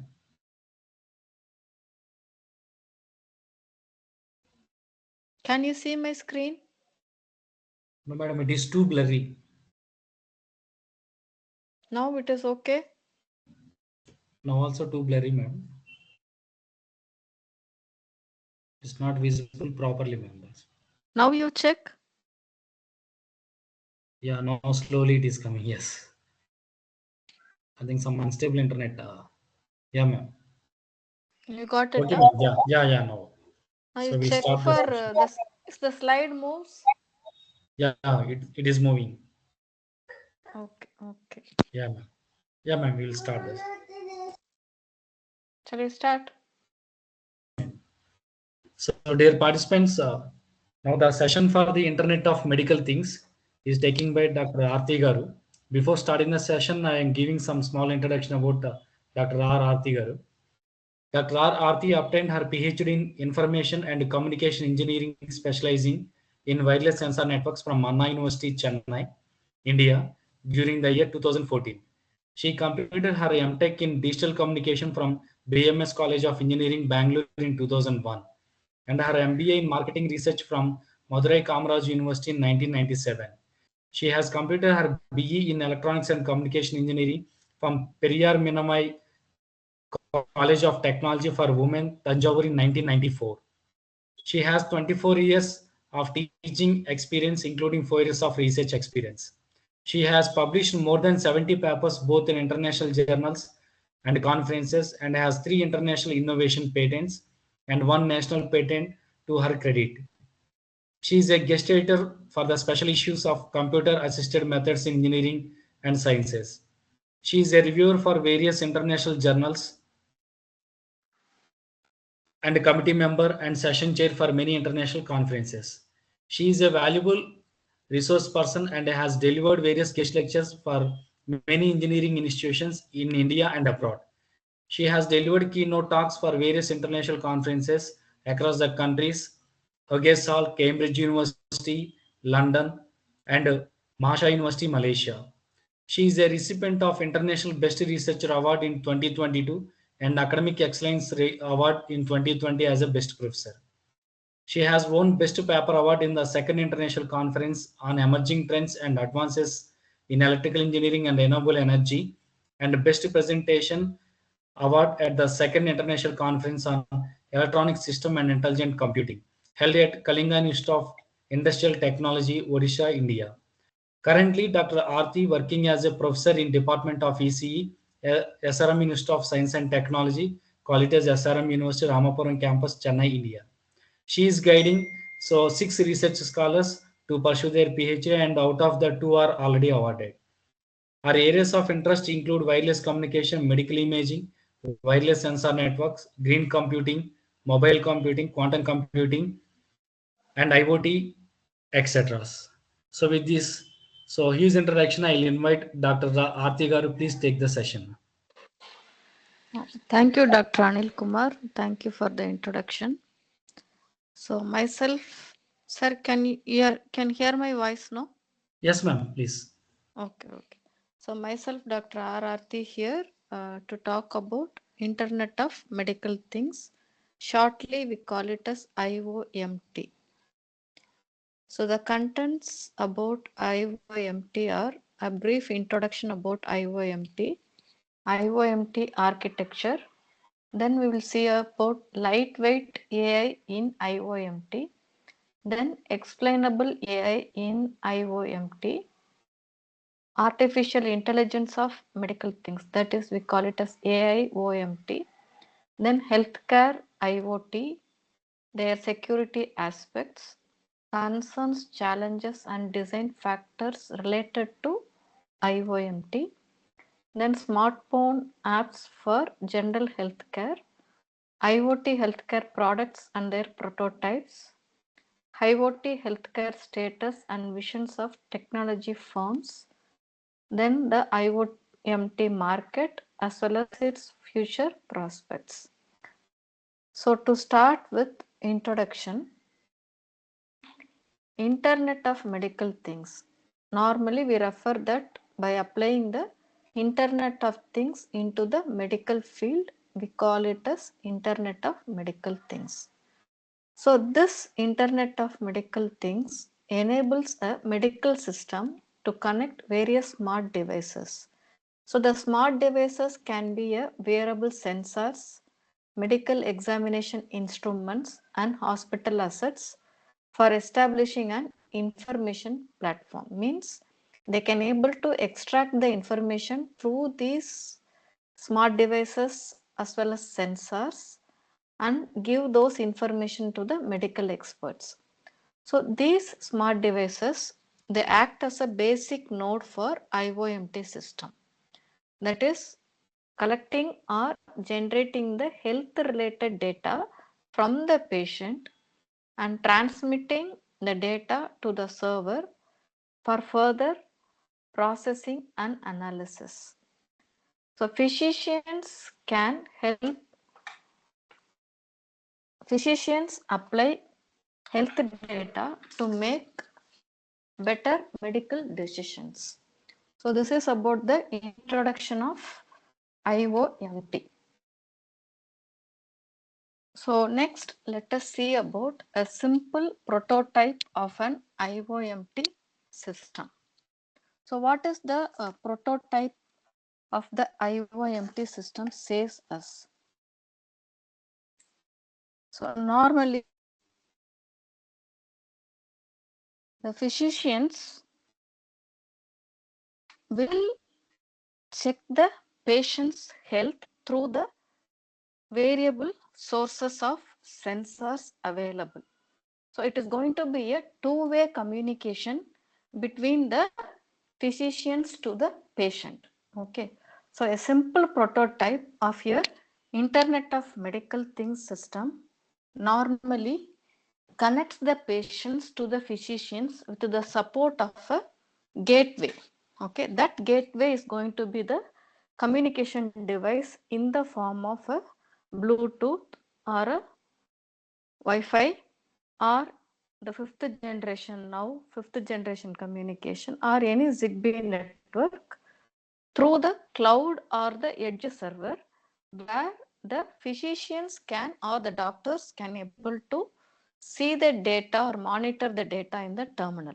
So this is how first they thought a prototype should consist of a monitor which collects, which they can see the data through the cloud server which has been received from the gateway, and either way, both the way they can able to communicate. This was the simple prototype that was in the mind for generating the Internet of Medical Things system. So later the IOMT architecture, based upon the prototype what they had it in their mind, they had framed the architecture which connects the 4-layer of a general OSI model. Okay, so in that first they thought to access the sensors, they thought that they need to have some environment aware layer. Okay, so that environment aware layer can have the information about the sensors, examination instruments, body detectors and the hospital assets. Next, in order to connect these sensors, okay, to the cloud layer, they want some gateway. Okay, they thought that gateway can be a Bluetooth, a Zigbee, Wi-Fi, 5G, RFID or NFC. So from that gateway, the information or the data collected through the sensors has to be put up in the cloud service layer in the form of the data. Okay, that data has to reach the function layer. So the cloud service layer can be of your cloud computing, edge computing, or fog computing. So the function layer can be of your artificial intelligence, augmented reality, virtual reality, telemedicine, health monitoring, disease diagnosis, smart hospital, infectious disease tracing, etc. Okay. So based upon the small prototype of IOMT put up in the mind has given birth to the 4-layer architecture of your IOMT, that is Internet of Medical Things. So this 4-layered Internet of Medical Things healthcare model, actually from that architecture, the healthcare model were visioned like this. So the sensor layer will have the various sensors. Next, the network layer. Then comes your internet layer. Then the services layer. Okay, so this healthcare model of your IOMT services can be obtained from the ambulance or any handheld device or any uh, group of team or from the hospital or from an individual doctor or a nursing home. Okay, so the healthcare model taken the support of the 4-layered IOMT architecture and visualized the connectivity from the physician to the patient with the support of these layers. So by putting the prototype 4-layered architecture along with the healthcare architecture, a general architectural diagram for your Internet of Medical Things was obtained with the support of IoT terminal layer. The terminal layer has got an Wi-Fi, Bluetooth or RFID. The Wi-Fi can be from the breathing machine. The combination of these things through Wi-Fi, they can able to give it to the application, or through the Bluetooth. The Bluetooth content can be connected with support of the devices prototype, healthcare devices of baby bracelet or a mother bracelet or medical waste bin, etc. Similarly, RFID is for infusion test, asset test or smart bed guard. Okay, so this IoT terminal layer gets connected with the edge gateway and sensing access layer, where actually you have gotten Wi-Fi of IoT fusioning with the IoT terminal access point or with the edge data acquisition gateway. Okay, so through this gateway, it went to the basic network equipment of your access switch, aggregation switch, core switch, or a WLAN controller. Then to the linking enabling platform of your platform layer. That platform layer can be your network management, safety management, and IoT management. So from there, it reached the application layer of your medical business system or IoT medical applications. So IoT terminal layer gets interconnected with the medical terminal with the support of IoT gateway, network backhaul, platform layer, and application layer. So this is how the general architecture diagram of the IoMT has been visioned. So the architecture of your IoT based smart healthcare system consists of 4 different parts. One is a sensor, the sensor put up from the patient, then to the server in the form of a edge fog or cloud server.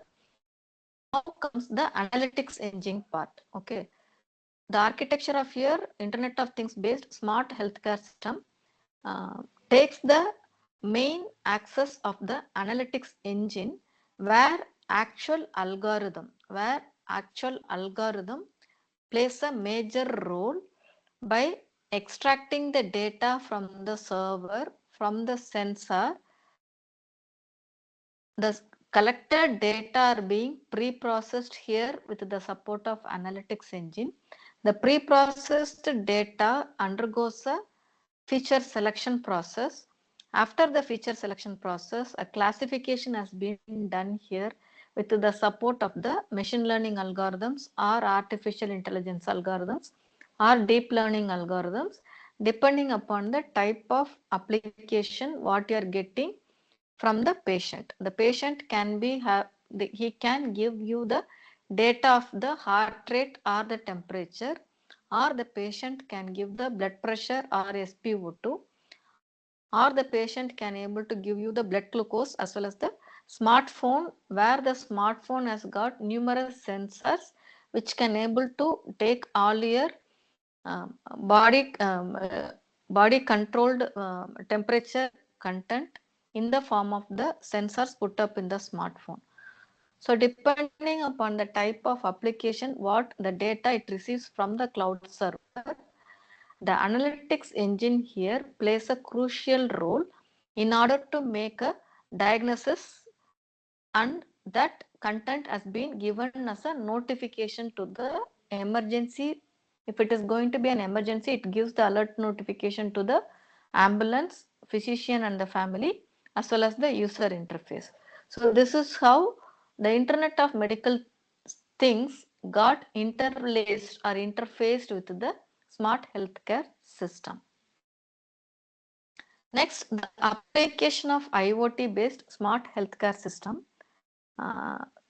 They classified this healthcare system into personal physiological parameters, medical records, and exogenous sources, then the data fusion. Okay, so the persons or the patient's physiological parameters, content of data acquisition or aggregation and transmission can be of any categorical data such as a physical activity. Say for example, sensors put up in the mobile phone can able to predict the number of steps what you have taken. Okay, and you can choose various activity put up in the app of your mobile phone. Next is your cardiac activity, blood pressure, glucose, respiration and muscle activity. So all these physiological parameters of a particular patient can get the data in the, it can be able to acquire the data, aggregate the data and transmit to the medical records in the form of an hospital or the emergency room, as well as to the pharmacy, as well as the medicine support what a patient needs. Okay, that is what is your medical records. It can be of a day-to-day activity or a week activity or month activity or quarter, month, quarterly, half-yearly, as well as medical record can have a backup over there.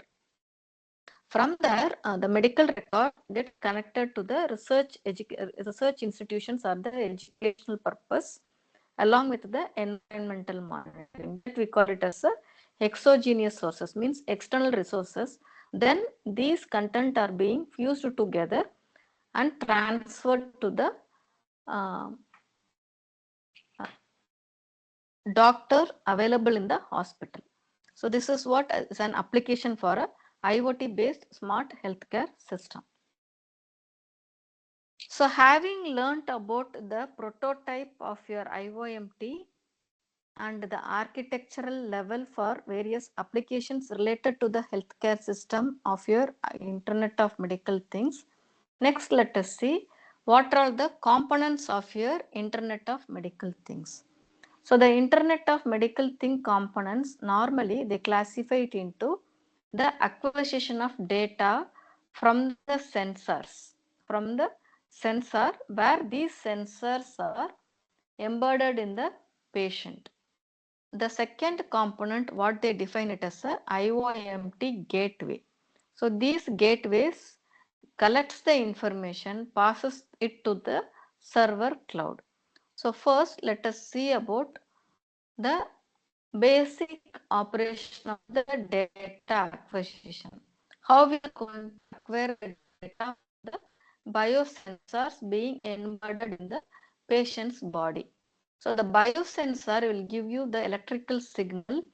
Those acquired signals undergo the amplification process. After amplification process, it undergoes the filtration process to remove the noises present in the original signal.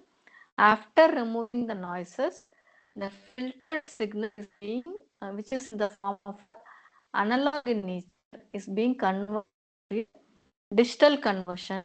So it undergoes the A to D conversion process where you get a digitized data of the information collected from the biosensor. Okay.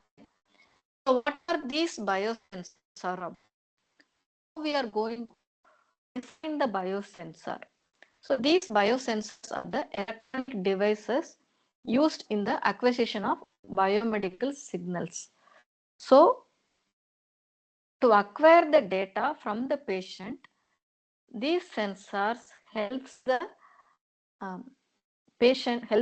patient to give the data related to their physical activity in the form of a signal. So these biosensors we can classify it into a wearable sensor and non-wearable technologies, or wearable and non-wearable sensors.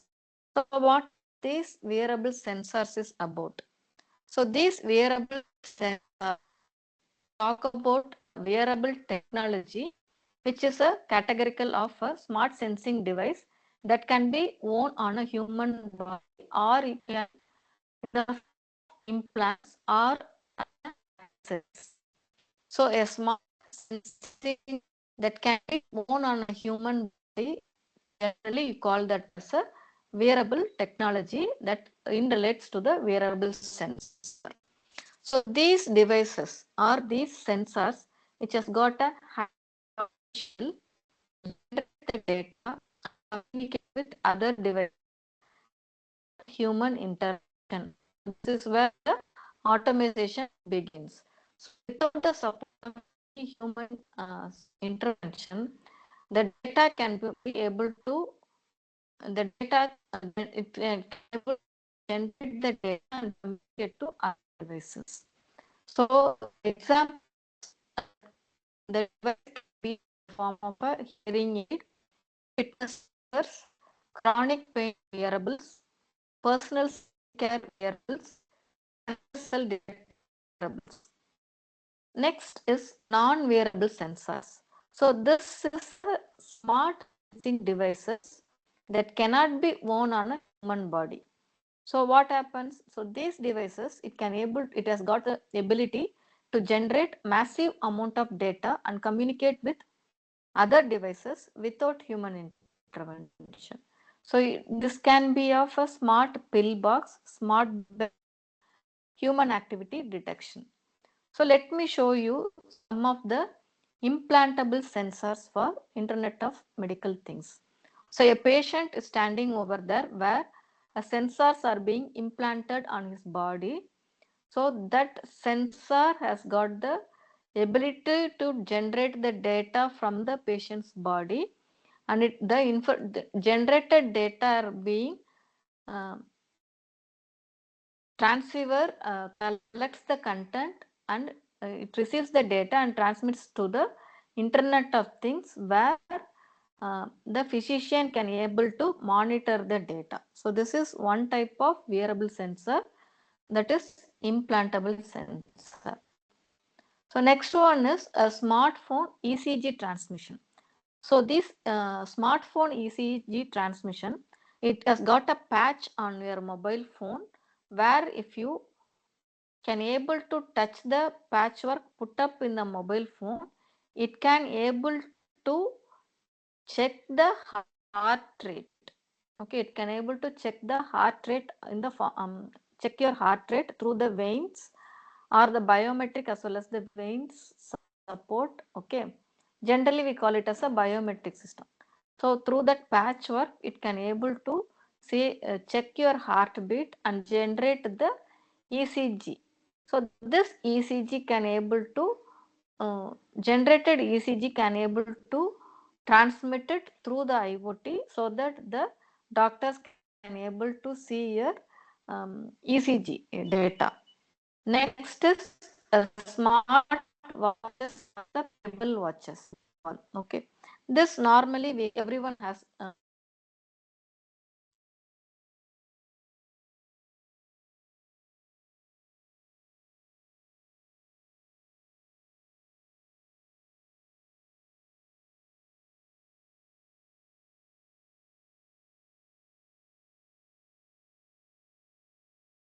and it gives you the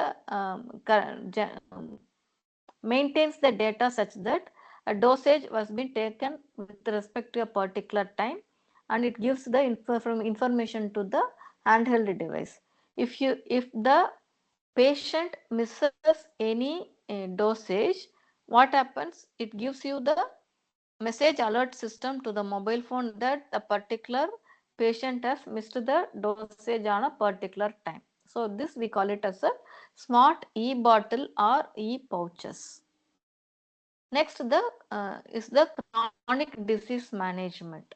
So this is just like a strap content where your mobile phone, you can able to hold a mobile phone, and it will keep on asking you questions. Okay, daily, do you have a headache? If you have a stiff neck, what are the symptoms you are having from day-to-day activity?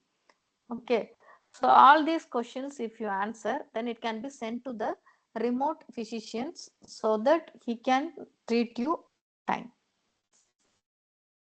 So next is the wellness lifestyle monitoring. So but a handheld mobile phone where all ECG, cycling, swimming, gymming, running, everything can be monitored. This is what we call it as a lifestyle monitoring or the wellness. Okay, this is one type of sensor where you can able to connect. Next one is your medical smartphone. So this medical smartphone is a type of sensor where it can have a stethoscope or EEG, the otoscope or ophthalmoscope, image, that is sonograph or an echo, communication aid with device manufacturers. Okay, this medical smartphone also has the habit of sensors embedded on it, so that it can able to generate the data and transmit the data to the internet connectivity through the gateway, and the information can be stored in the cloud server where the physicians can able to access it and give you the remedy from time to time. Okay, so this is the first component of your Internet of Medical Things is about the biosensors. So this is next one is remote monitoring. As I told you, remote monitoring, it has got a pill camera, implantable transceiver is over there, then Internet of Things physician. This is what I told you. You can able to this pill camera, you can able to implant it on your body so that it gives you the just a patch put up on the body, tied on your body. It can able to take the picture and send it through the transceiver, then IoT to the physicians. So having seen about the first component about the sensors or the biosensors of your IOMT, the second component is the IOMT gateway, that is Internet of Medical Things gateway.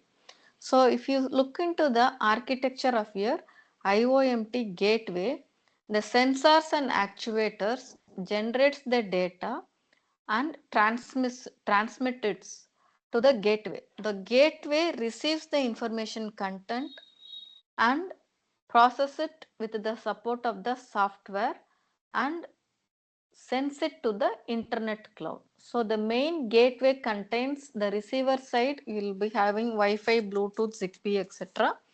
The processing unit or the software needed for the information received from the biosensor, it has to process it with the support of a software. So that software is your machine learning algorithms, analytics algorithms, data analytic algorithms, and the processed data from the software is passed on to the internet cloud. Okay, this is what is your architecture of your IOMT. So this IOMT gateway, that is Internet of Medical Thing gateways, they are the physical devices or the software programs that connects the sensors, intelligent devices, cloud and data systems to one another.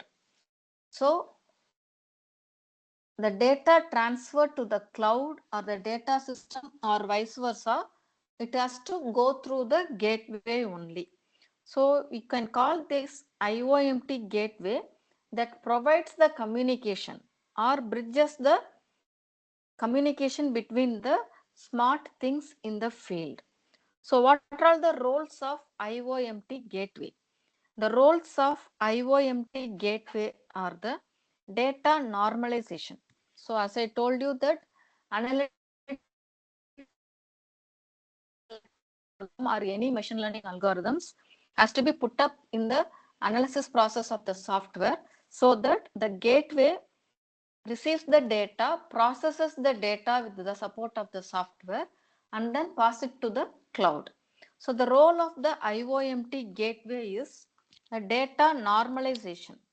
So the data normalization is nothing but the data being collected from many sensors. So what happens, the data collected through the plenty of numerous sensors gives you the data set. So these data sets normally exist in some different data format. Okay, the different data formats has to be converted into a standard data format. So this data normalization process normally receives the data set and converts them into a standard data format. That converted data format has been pre-processed with the support of data pre-processing. So before transferring the data to the cloud, that is the third component of your IOMT, a data pre-processing process takes place. A pre-processed data has to be carried out by the gateway. So the pre-processing steps, it minimizes and filters the data, and it is to be forwarded to the cloud. So unwanted noises and repeated data has been minimized and filtered here in this data pre-processing. So this pre-processing of data supports us to decrease the transmission, processing and storage requirement. And the third role of your Internet of Medical Things gateway is network connectivity. So this network connectivity can be done with the support of wide area network. This is quite common. We know what is the network connectivity is. So this IOMT gateway, the second component of Internet of Medical Things, it provides a connection to external network using Wi-Fi, mobile data or any other type of connectivity which is available at that particular time. So third component of your Internet of Medical Things is the server cloud. So the server are the core part of your IOMT, as we all know, because it detects the abnormal activities as well as the performance analysis has been done by this server cloud only. Once the signals are being acquired from the sensors, after that it's been pre-processed. The pre-processed data has been sent to the server with the IOMT gateway available over there.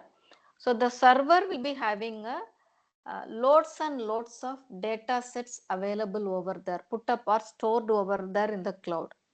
So what is the role of the cloud server now?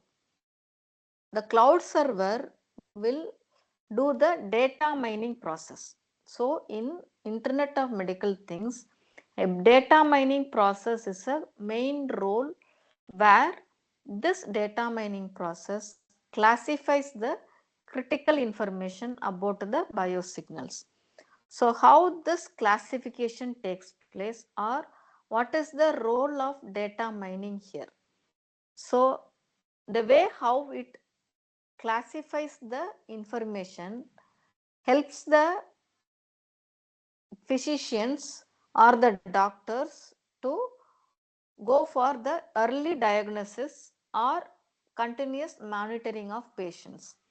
So the data generated from the sensor passes through the IOMT gateway.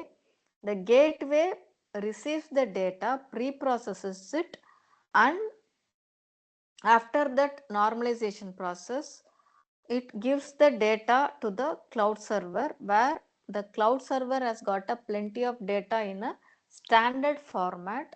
So that cloud server requires the data mining process.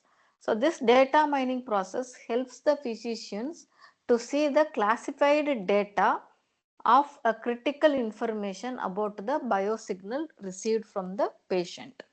So this helps the physicians to come to a conclusion, either earlier diagnosis is needed or a continuous monitoring of the patients are needed. So the physician can able to come to a conclusion or a decision for checking the patient's health.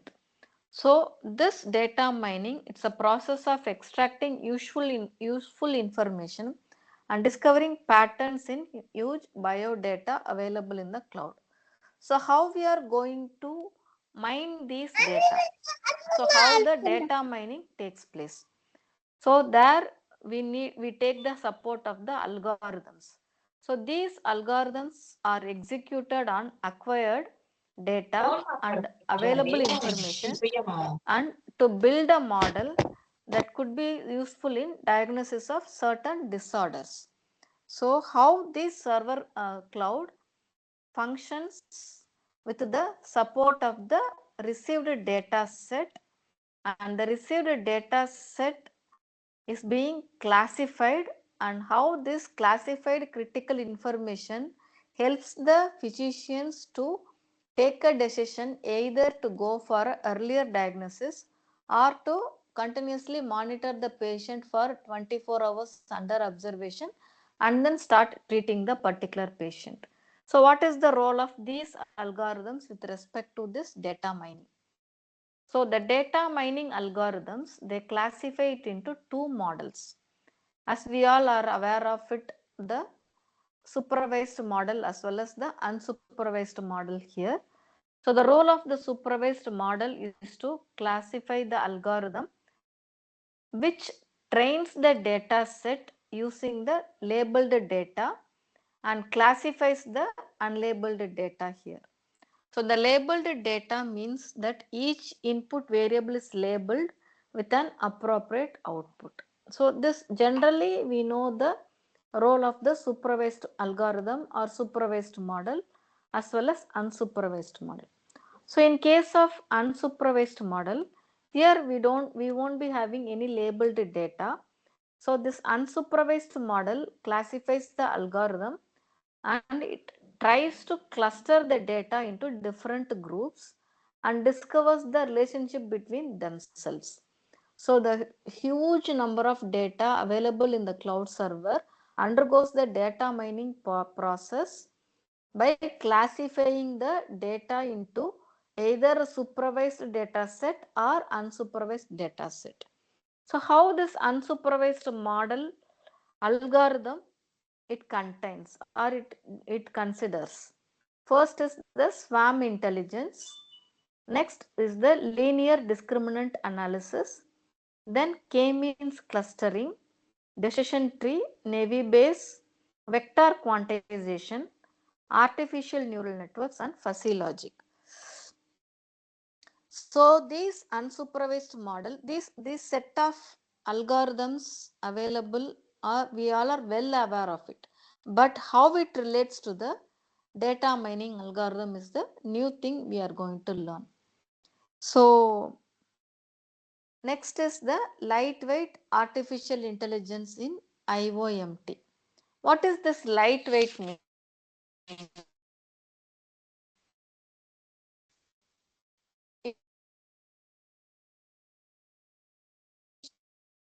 Takes the role of a lightweight in Internet of Medical Things.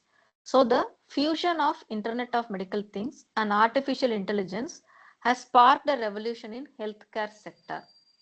So this lightweight AI, it plays a pivotal role in the scenario by facilitating the streamlined data processing and analytics in resource limited settings. So it can able to receive the data, streamline the data, process the data and analyze the data in a resource limited settings. So this advancement of AI contributes to the realization of more efficient, secure and personalized healthcare solutions. The data should be more efficient or the treatment has to be more efficient and your data has to be secured. You need to have your own privacy as well as you can enjoy the personalized healthcare solution. So this is what is the meaning of the lightweight AI in IOMT. So what are the design concepts with respect to this lightweight IoT uh, and its implications in the field of IOMT? For IOMT should potential to AI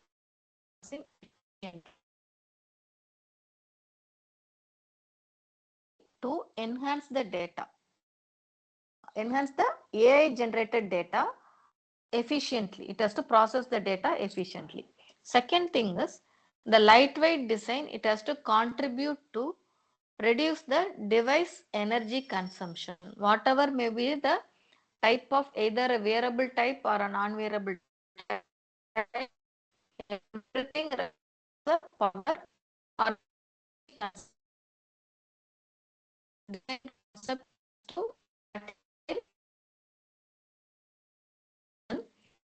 third lightweight design, it should enhance equipment portability as well as the user friendliness.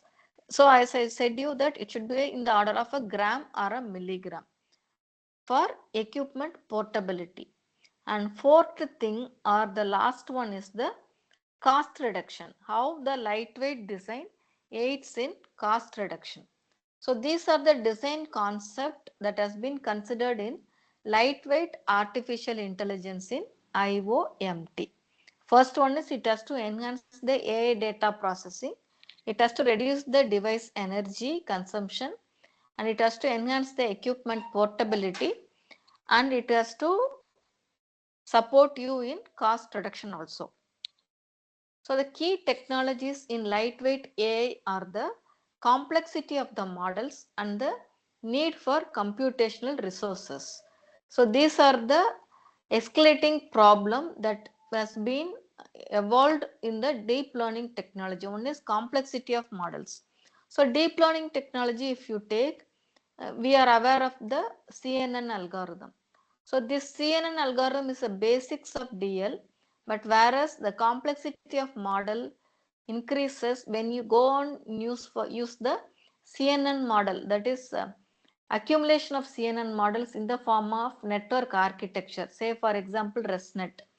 So the complexity increases where it generates a huge number of data and in order to store the data or the generation of the data also requires the computational resources. Normally researchers make use the support of collab resources to run their algorithm where they can able to get it, but whereas of the Internet of Medical Things into concern, it has to satisfy the complexity of the model as well as the computational resources. Next, in practical scenario, if you have the urgent need for a lightweight due to computational as well as storage capacity of mobile phones, embedded devices as well as the IoT devices. Practically, this is not possible, but your AI has to support to meet out these requirement of computational capacity as well as the storage capacity. So the model lightweighting strives to diminish or decrease the model complexity, storage requirements as well as the computational overhead to better align with the performance constraints of diversified devices available in the market. So this is what is the lightweight AI in Internet of Medical Things is focused on. So let us have a summary of the lightweight AI methodologies. So first one is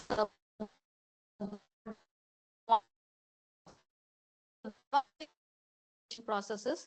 It reduces the model memory usage, improves the inference speed, especially on hardware. So the disadvantages, the accuracy may drop with lower bit precision. Say for example, 32-bit float to 8-bit or lower. Lower means 4-bit it has to meet out. So the applicable scenario is a resource constraint edge devices such as smartphones, IoT devices. So this is about the quantization process in the AI methodology. Next is knowledge distillation. So it has to compress those models without significant performance loss. This is one of the advantage. Along with the large model maintains higher accuracy. But whereas the disadvantages, it requires 2 times training the model, which complicates the process. Similarly, it affects the effectiveness depending upon the quality of the teaching.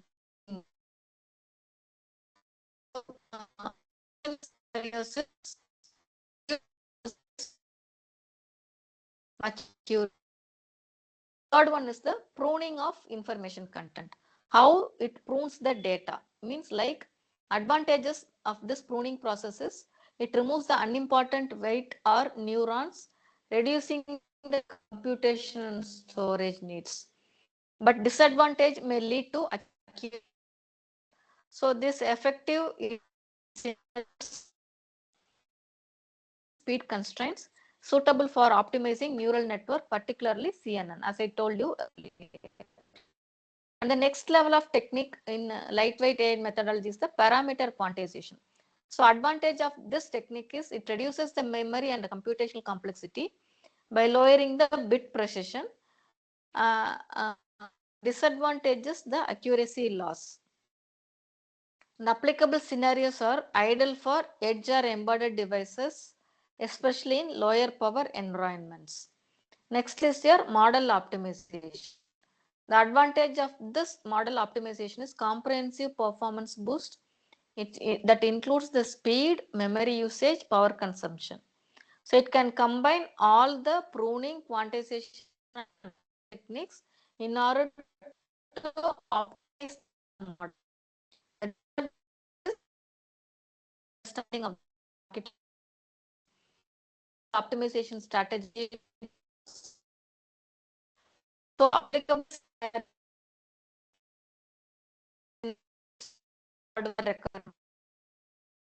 embedded devices, because day-to-day technological growth makes us to go for transformation of generations. So mobile handheld devices also. The lightweight AI methodologies that has been used in the techniques. So let us see how this lightweight AI in healthcare delivery. As I told you, the optimization, how the model optimization is being done. So the lightweight AI has to facilitate the interdisciplinary integrated diagnosis. I have highlighted that point. A physician cannot able to come to a decision by seeing mere an MRI alone. The physician has to check for many content of data or integrated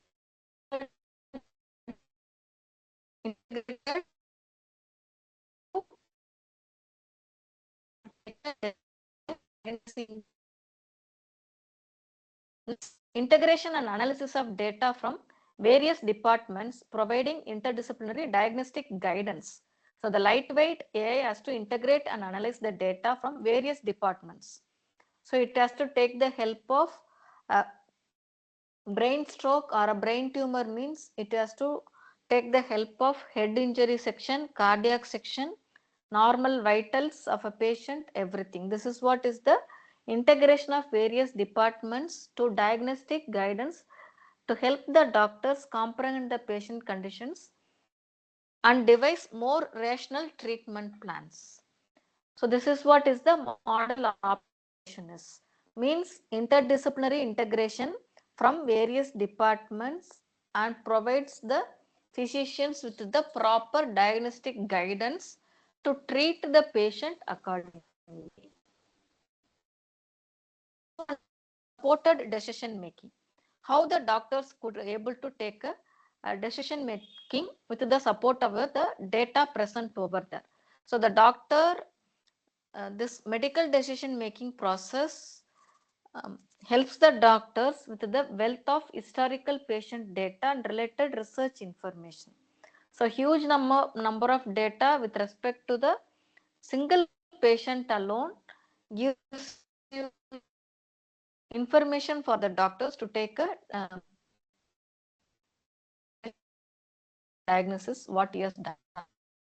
And the technological innovation, it not only improved the accuracy of the diagnosis, but also it saves the doctor's time and improves the speed of diagnosis, especially to give the first aid treatment who is very seriously ill. And these recommendations rooted in clinical data, medical research findings, mitigate the doctor's subjective and empirical biases, helps the decision making process. Next is the health management. So lightweight AI facilitates the real-time monitoring of patients, health status, lifestyle habits by offering personalized health management and the devices. So these are the different how the lightweight AI in healthcare delivery system supports. Next is intelligent assistant. This is one of the important category where this assistant or intelligent assistant helps the doctor to take the support of NLP technique, that is your natural language processing. So this NLP supports or barrier of the physician to that of the patient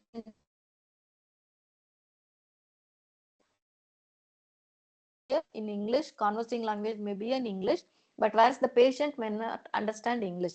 So he might communicate to the physician in his mother tongue, so that this intelligent assistant translates the information with the support of NLP, where the seamless communication takes place between the doctor and the patient satisfactorily. So this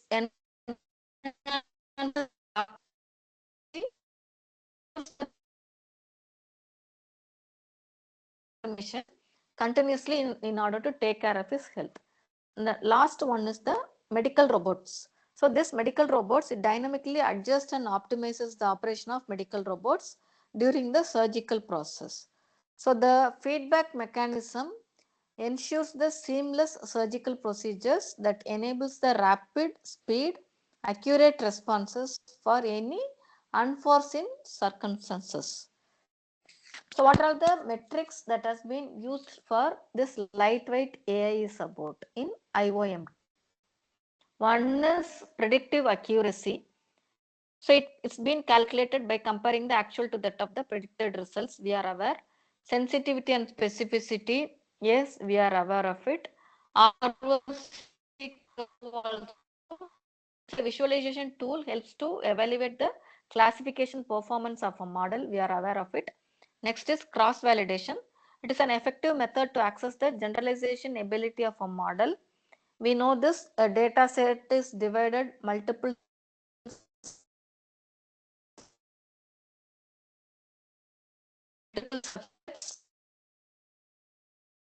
subsets so that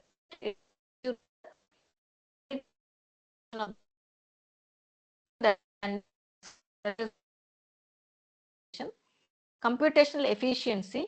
So this lightweight method focuses on the computational efficiency.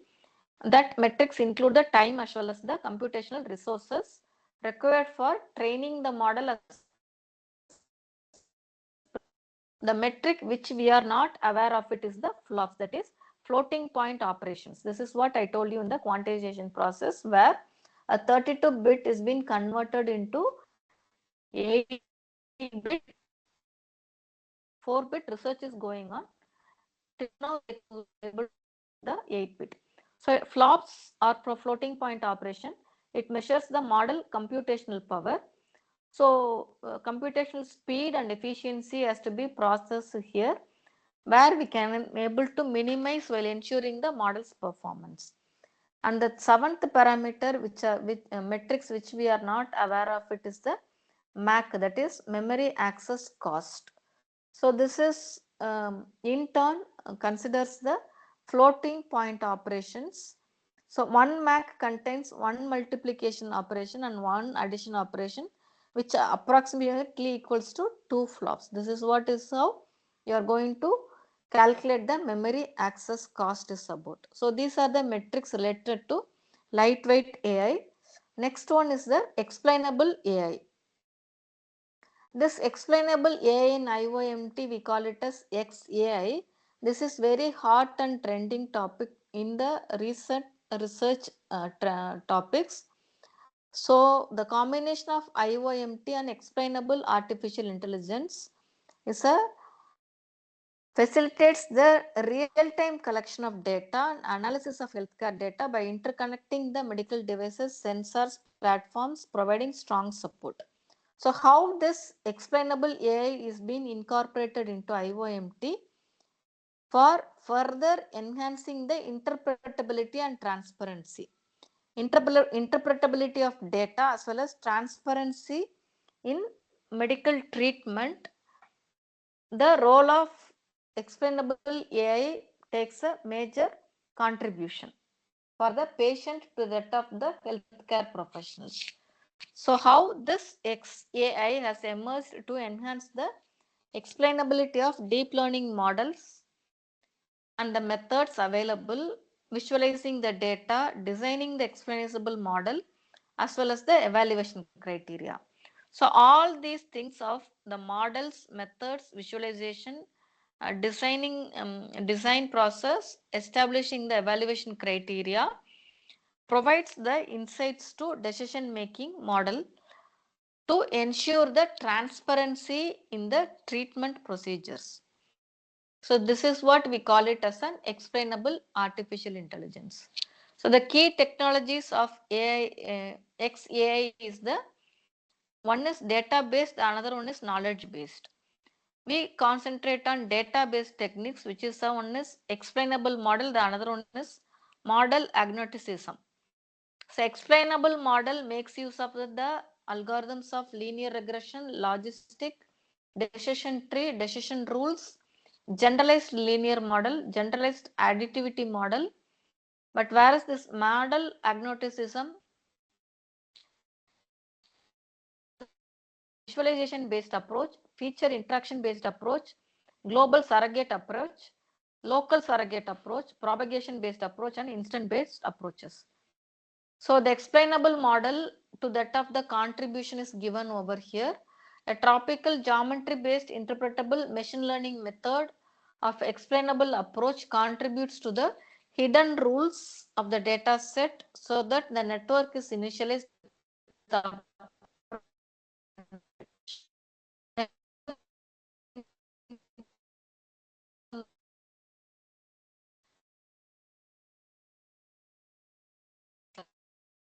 dimensional data may arise from the MRI data.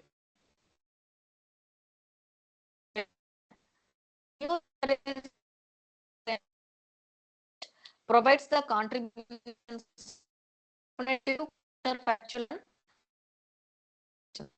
concept probes and explore the conceptual spaces. Layer by layer inversion techniques explain the CNN prediction for classification and regression. Then fuzzy rule based deep neural network explainer system. Fuzzy system extracts the features from the training network. Then K-grad CAM helps the contribution to robust explainable method about the advantages of gradient based and perturbation based method and overcome some of the disadvantages. So these are the explainable approach research is going on with respect to contribution. drug development and other contributions to the drug delivery. So data set sources, generally we address it as a data set only. But to artificial intelligence, you know, the nano data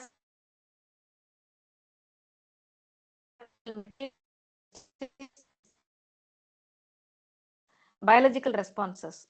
All these categories put together, we say it as a set is fed as input to the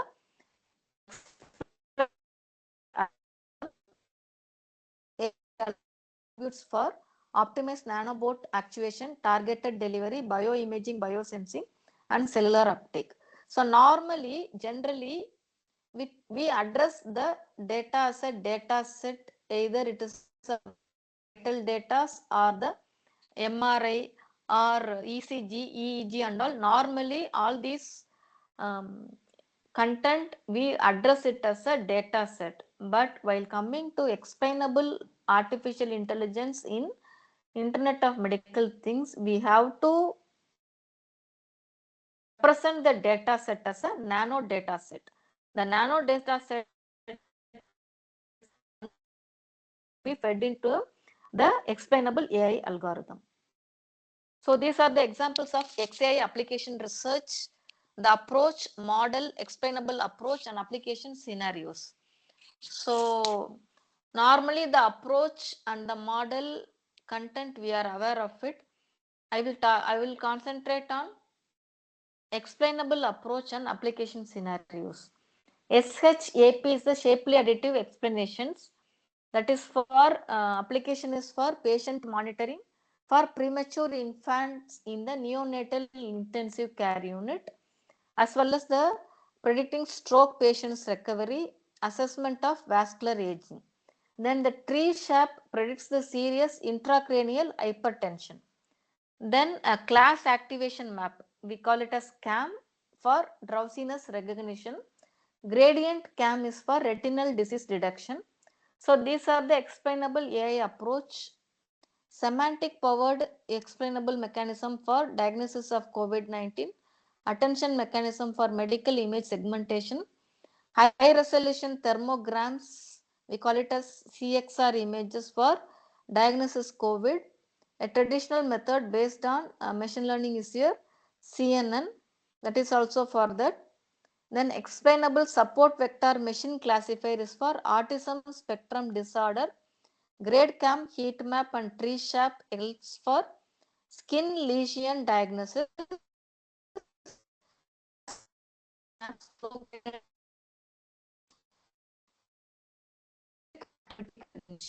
So available for the physicians as well as from the patient side to take the help of explainable artificial intelligence approach research. Okay. Next is artificial intelligence of medical things. So this is with respect to the healthcare, where a component of medical AIoT, the component can be a sensor and devices. Either it can be wearable or environmental. Communication can be from the licensed band or IoT over satellite. A machine learning component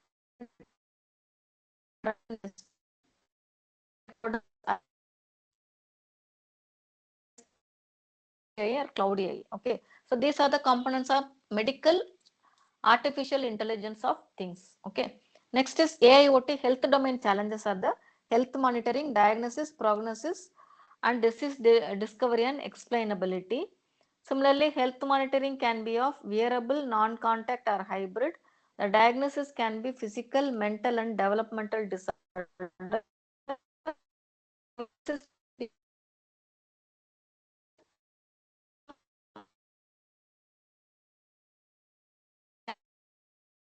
Prediction, decision explanation, trustworthy IoT systems. The third support of artificial intelligence on medical things is use cases of medical AIoT. Dementia care,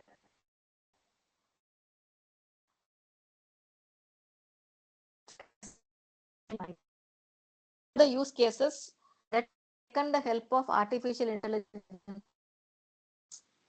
So how this architecture of,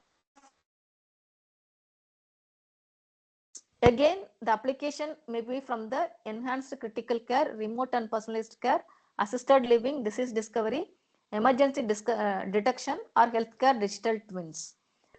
The cloud center or the cloud computing layer makes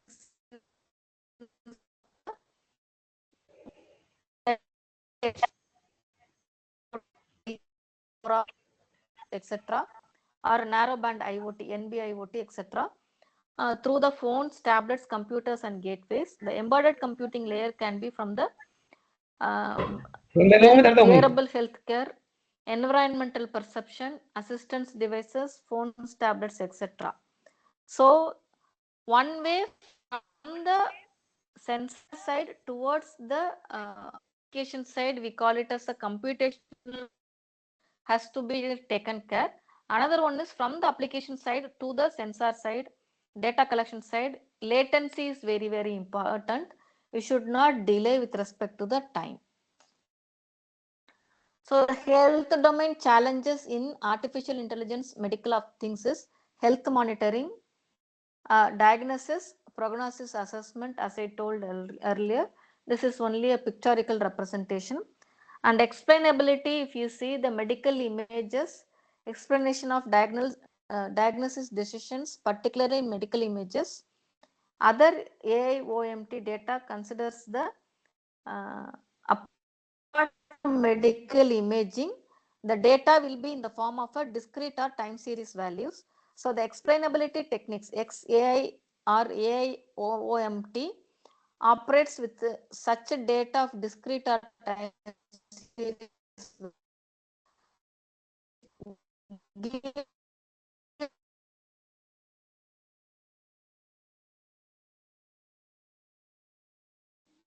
So the examples of AIOMT is COVID-19 monitoring. Another one is pre-hospital stroke assessment in smart ambulance environment. Another one is explainable AIOMT system for diagnosing, staging, and predicting treatment outcomes from breast cancer imaginary. So this is how the example of artificial intelligence, medical of things. Next is health things. So of a cap with the improved outcome with reduction in cost. That is very, very important. Again, three main categories: the sensing, communication, and data analytics. Everywhere we have seen this. So this they are classifying it in two categories. One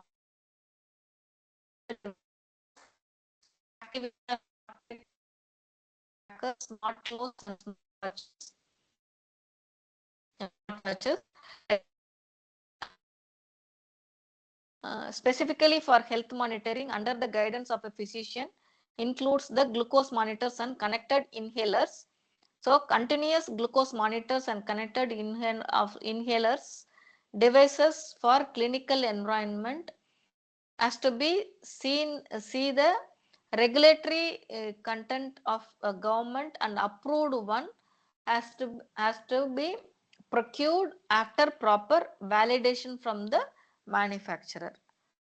So these are the high level system architecture that illustrates the HIOT integration to the critical health care. One is IoT sensors, that is wireless body area network, pulse oximeter, electrochemical camera, ultrasound accelerometer, gyroscope, fiber optics, smart fabrics, electrostatics, whatever may be the type of wearable body area network which corrects the data acquisition, sensing, and transmitting. Second one is IoT concentrator, which we call it as a smartphone, cloudlet, a router for data aggregation,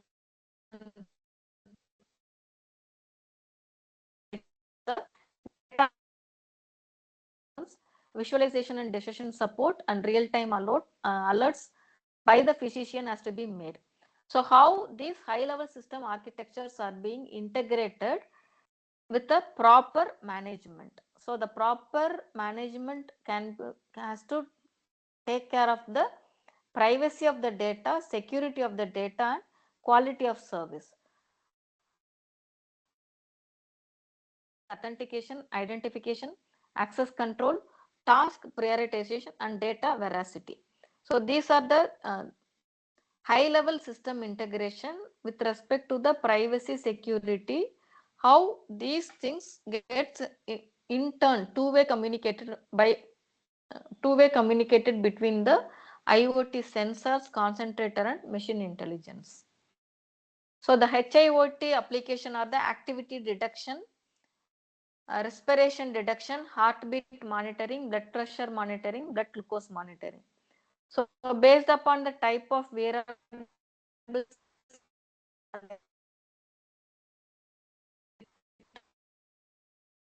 one or non-invasive one is being given over. For activity, wearable sensor, RF and camera, respiration, accelerometer and piezoelectric material, camera, heartbeat monitoring, wearable ECG electrodes, accelerometer, fiber optics and phone, microphone, pulse oximeter.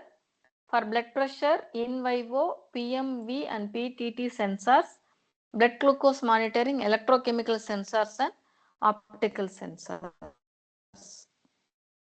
How these disease diagnosis applications of IOMT functions. Say for example, plenty of authors have started their IOMT disease diagnosis applications from the year 2020 to 2021. I have given here. The field is how, what is the method they have adapted and what was its characteristics. Say for example, leukemia subtypes identification by the DenseNet. As I told you, the TrustNet or the network architectures, it computation complexity as well as the storage problem occurs over there. So care has to be taken in that cases. Then CT segmentation for lung and hemorrhagic stroke, transfer learning they have adopted. Similarly, lung CT classification. I hope all these fields as well as this method, we are aware of it with respect to the characteristics of accuracy in case of disease diagnosis. Infectious disease tracing applications of IOMT also. They have used this masked face recognition, their temperature estimation with the support of the camera method as well as their promising characteristics. Next is the smart hospital of IOMT. The smart ambulance IOMT platform, drug supply chain management, disinfection robot, data analysis in the smart hospital, rapid diagnosis, crowd control, EHR analysis and health monitoring. With the support of the method of blockchain, also it's involved over here with respect to the characteristics of either rapid response or the delayed response needed for the means under observation needed for the patients. So patient-centric IOMT applications, if you see, voice-assisted heart healthcare, smart acoustic clock, voice-assisted healthcare, smart pill box, mental health rehabilitation, monitoring of mental stress, with the support of a method of Amazon Alexa and Google Assistant, acoustic feature extraction in NLP, investigation into feedback of voice-assisted healthcare, again Amazon Healthcare, augmented reality and virtual reality. These are the patient-centric IOMT applications. Next, having discussed about the various IOMT technologies available, security plays a major role. So the taxonomy of IOMT security principles has to govern, protect and detect. Governance includes the risk assessment and management of threat, variability and impact. Protection involves the physical authentication and technical authentication. Technical authentication is based on cryptography or based on blockchain. and detection mechanism is based on malware detection or intrusion detection system. So the comparison between the biometric techniques, why I am concentrating on the biometric technique is a physical verification or physical authentication or technical authentic, how to protect the data. So the face recognition weakness is it needs more hardware, but strength is high accuracy with low fraud. Fingerprint recognition is it requires good hardware, but high accuracy it gives. Irises need good hardware, costly, and the strength is accurate. Retinal scanners need more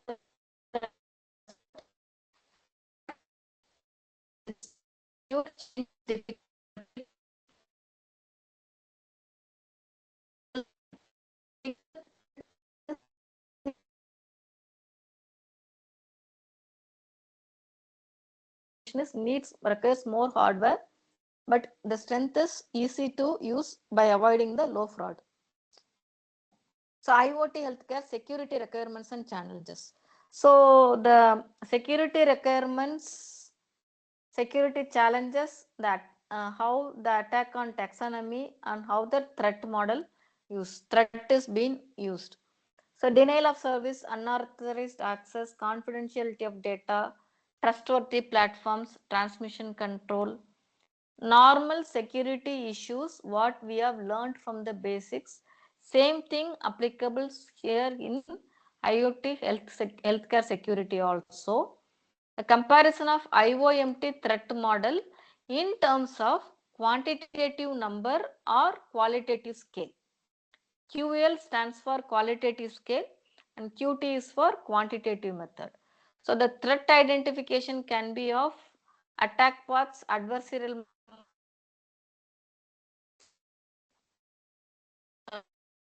decision diagram, and the is from low to high with respect to a qualitative technique or a quantitative technique. With the support of the standard is given here in the table.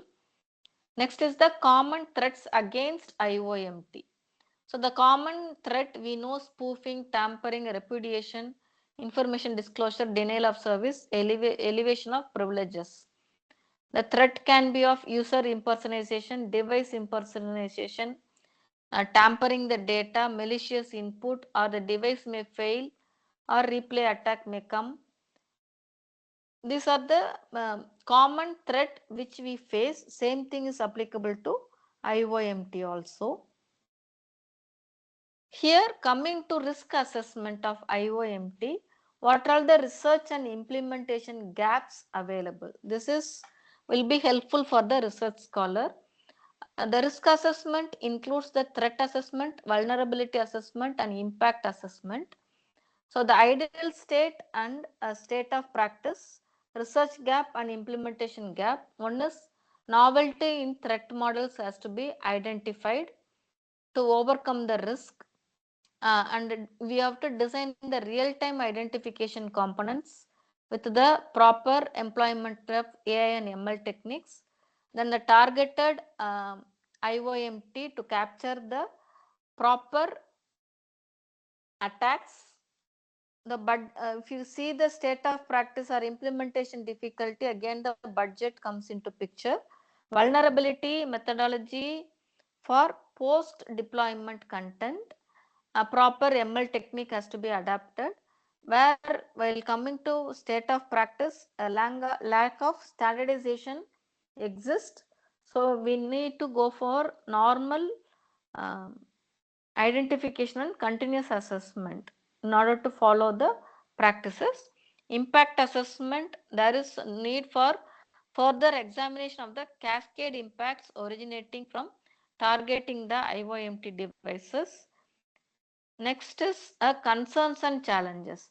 So this is what the IBM has taken a survey where an average person is likely to generate more than 1 million gigabits of health related data in their lifetime. So that is equivalent to 300 million books. Okay. So what are all the concerns and challenges we have with respect to the design factors? So Internet of Medical Things transfers the data from one place to another or health application from the patient side to the hospital side. So according to the Deloitte report, they have expected that worth of $158 billion by 2022 in terms of cost, precision, accuracy,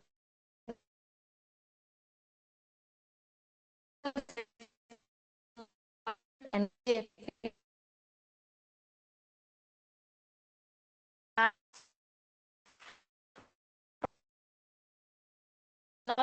down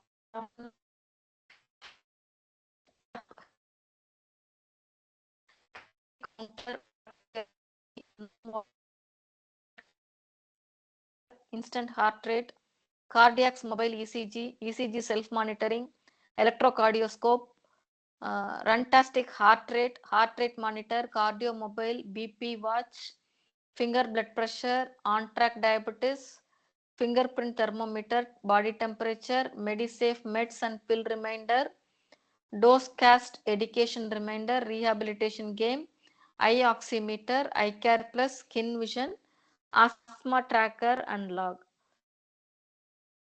MyCF, cystic fibrosis, pulmonary rehabilitation, eCalyx, test your hearing, you hear, real noise. The app itself defines the type of assessment or the description needed with respect to our health. A sleep aid, fall detector, fade, eye fall, calm, Mayo Clinic meditation, daily yoga. So these are the different smartphone apps available for the general purpose healthcare, general healthcare. So these pictures are the IoT healthcare products and the prototype available in the market. Just to have some idea, I have posted the pictures here. Next is IoT healthcare status and visions of some well-known technology firms. Cisco, they are into IoT healthcare devices with advanced data analytics. Next is Microsoft. They are focused on intelligent system, IoT based healthcare solutions. Google has got its own code for open source physical web standard of IoT. Samsung Electronics, together with California University San Francisco, they have established a digital health innovation lab for developing the smart health technologies. Next is Qualcomm. This Qualcomm, they have delivered a health device data to integrated portals and databases. That is for almost all types of health care system, with the support of integration of security as well as the interoperability. Along with the security, we should think about the interoperability also. Next is Intel, they have provided the security as well as the improvement in interaction between the doctor and patient. IBM, they have redefined the value and success in healthcare through smart healthcare system or a smart e-governance for healthcare, health analytics and healthcare providers. Apple along with the support of IoT, we are using the Apple Watch over here. Next is Wind River System. They have developed a cloud and business logic model for medical solution based on IoT. So here they have specialized with the gateways, data centers, supervisory, data aggregation system, device control, etc. Next is Deutsche Telekom. They followed the concept of secure healthcare internet system. So many researchers are working on this technology to support the personal, local and digital instead of being centrally organized. Next is GSMA. It is an association of mobile operators and related firms to launch the living programs to bring the mobile industry and healthcare stakeholders to deliver sustainable health solution. Sustainability is important. Next is ThingWorks. They work on healthcare products. Numerex, also one of the topmost provider for healthcare products. Machina Research, they work on development of solutions for connected healthcare systems. AIRIS is ready to deliver IoT solution for remote patient monitoring. Eurotech, they are for connected medical and healthcare products.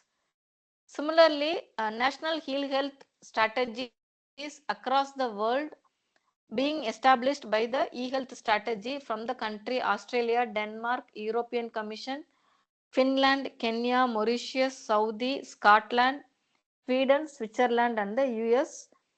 They started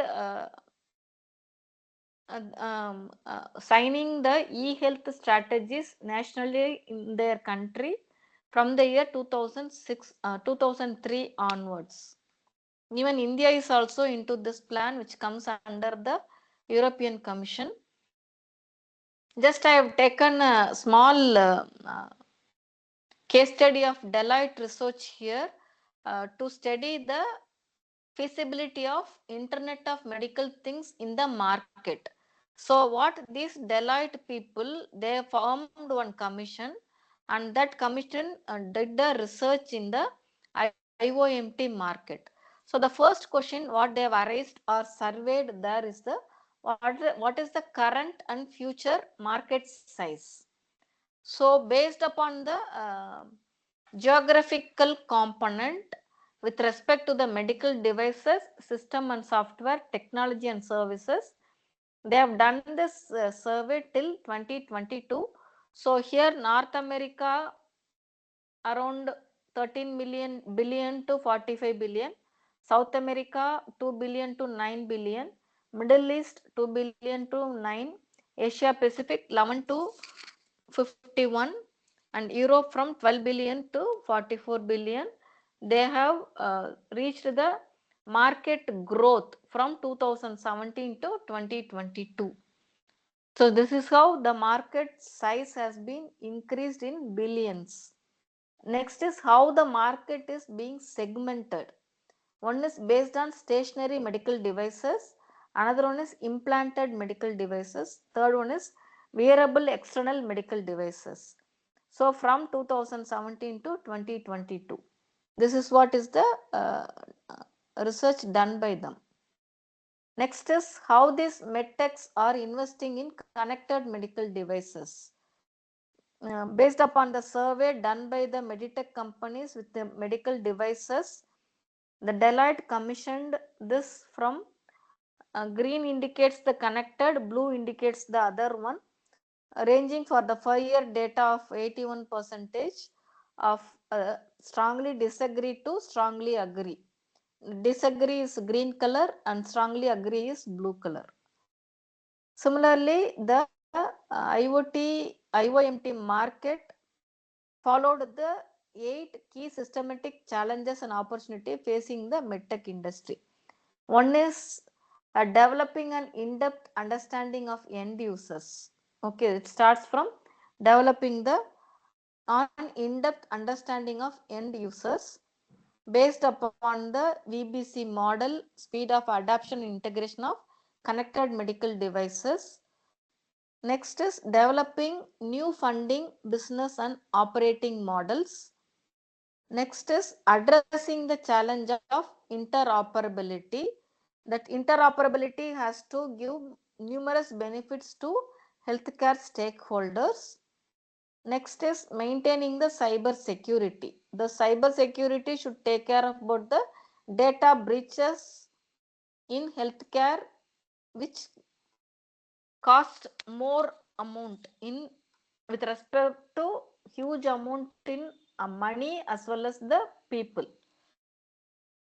So based on the survey conducted, 4% is don't know, 12% not very well, 44% reasonably well, and 37% very well they know about the cyber security connected to medical devices.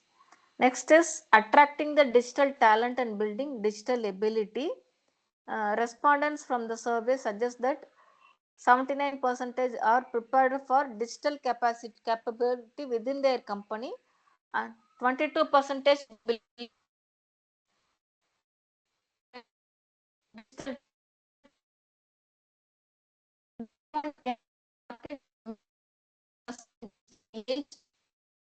percentage agreed adoption of medical technology.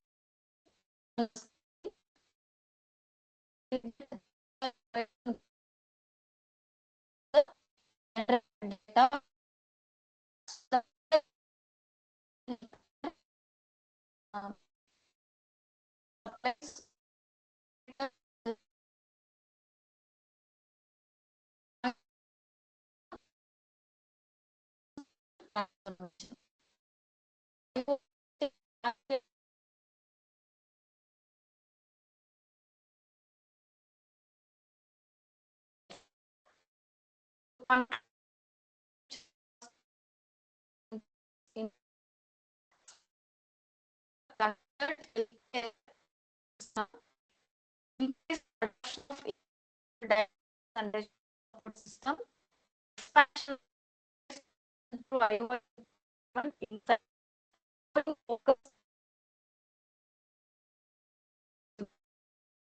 by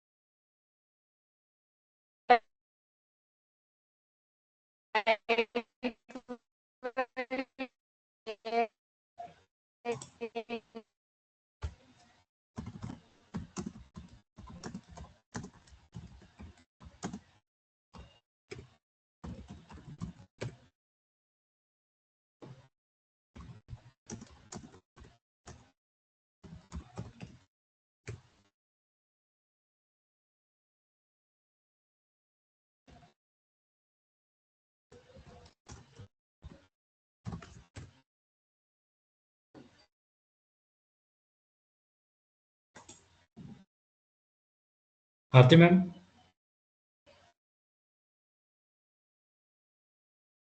I think so. Network issues there. We are not getting this PPT also. It is getting blurring.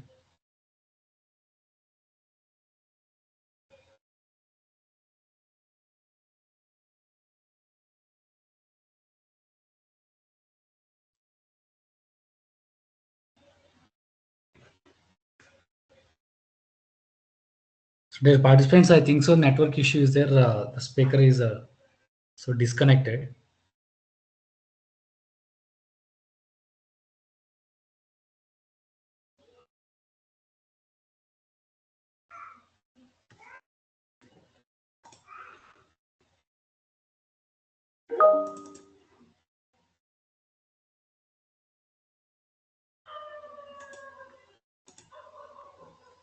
Yeah, tomorrow day 5, the presentation topics are IoT system for remote health monitoring, which will be taking by Dr. S.B. Goyal, Director, City University of Malaysia.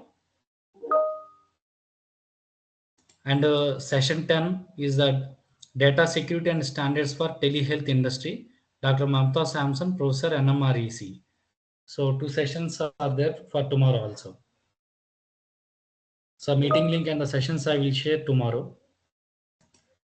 Sir, attendance I'm going to take directly from the teams only who are connected. Automatically I'll get the attendance. From that we are posting in the ATAL portal. Thank you all.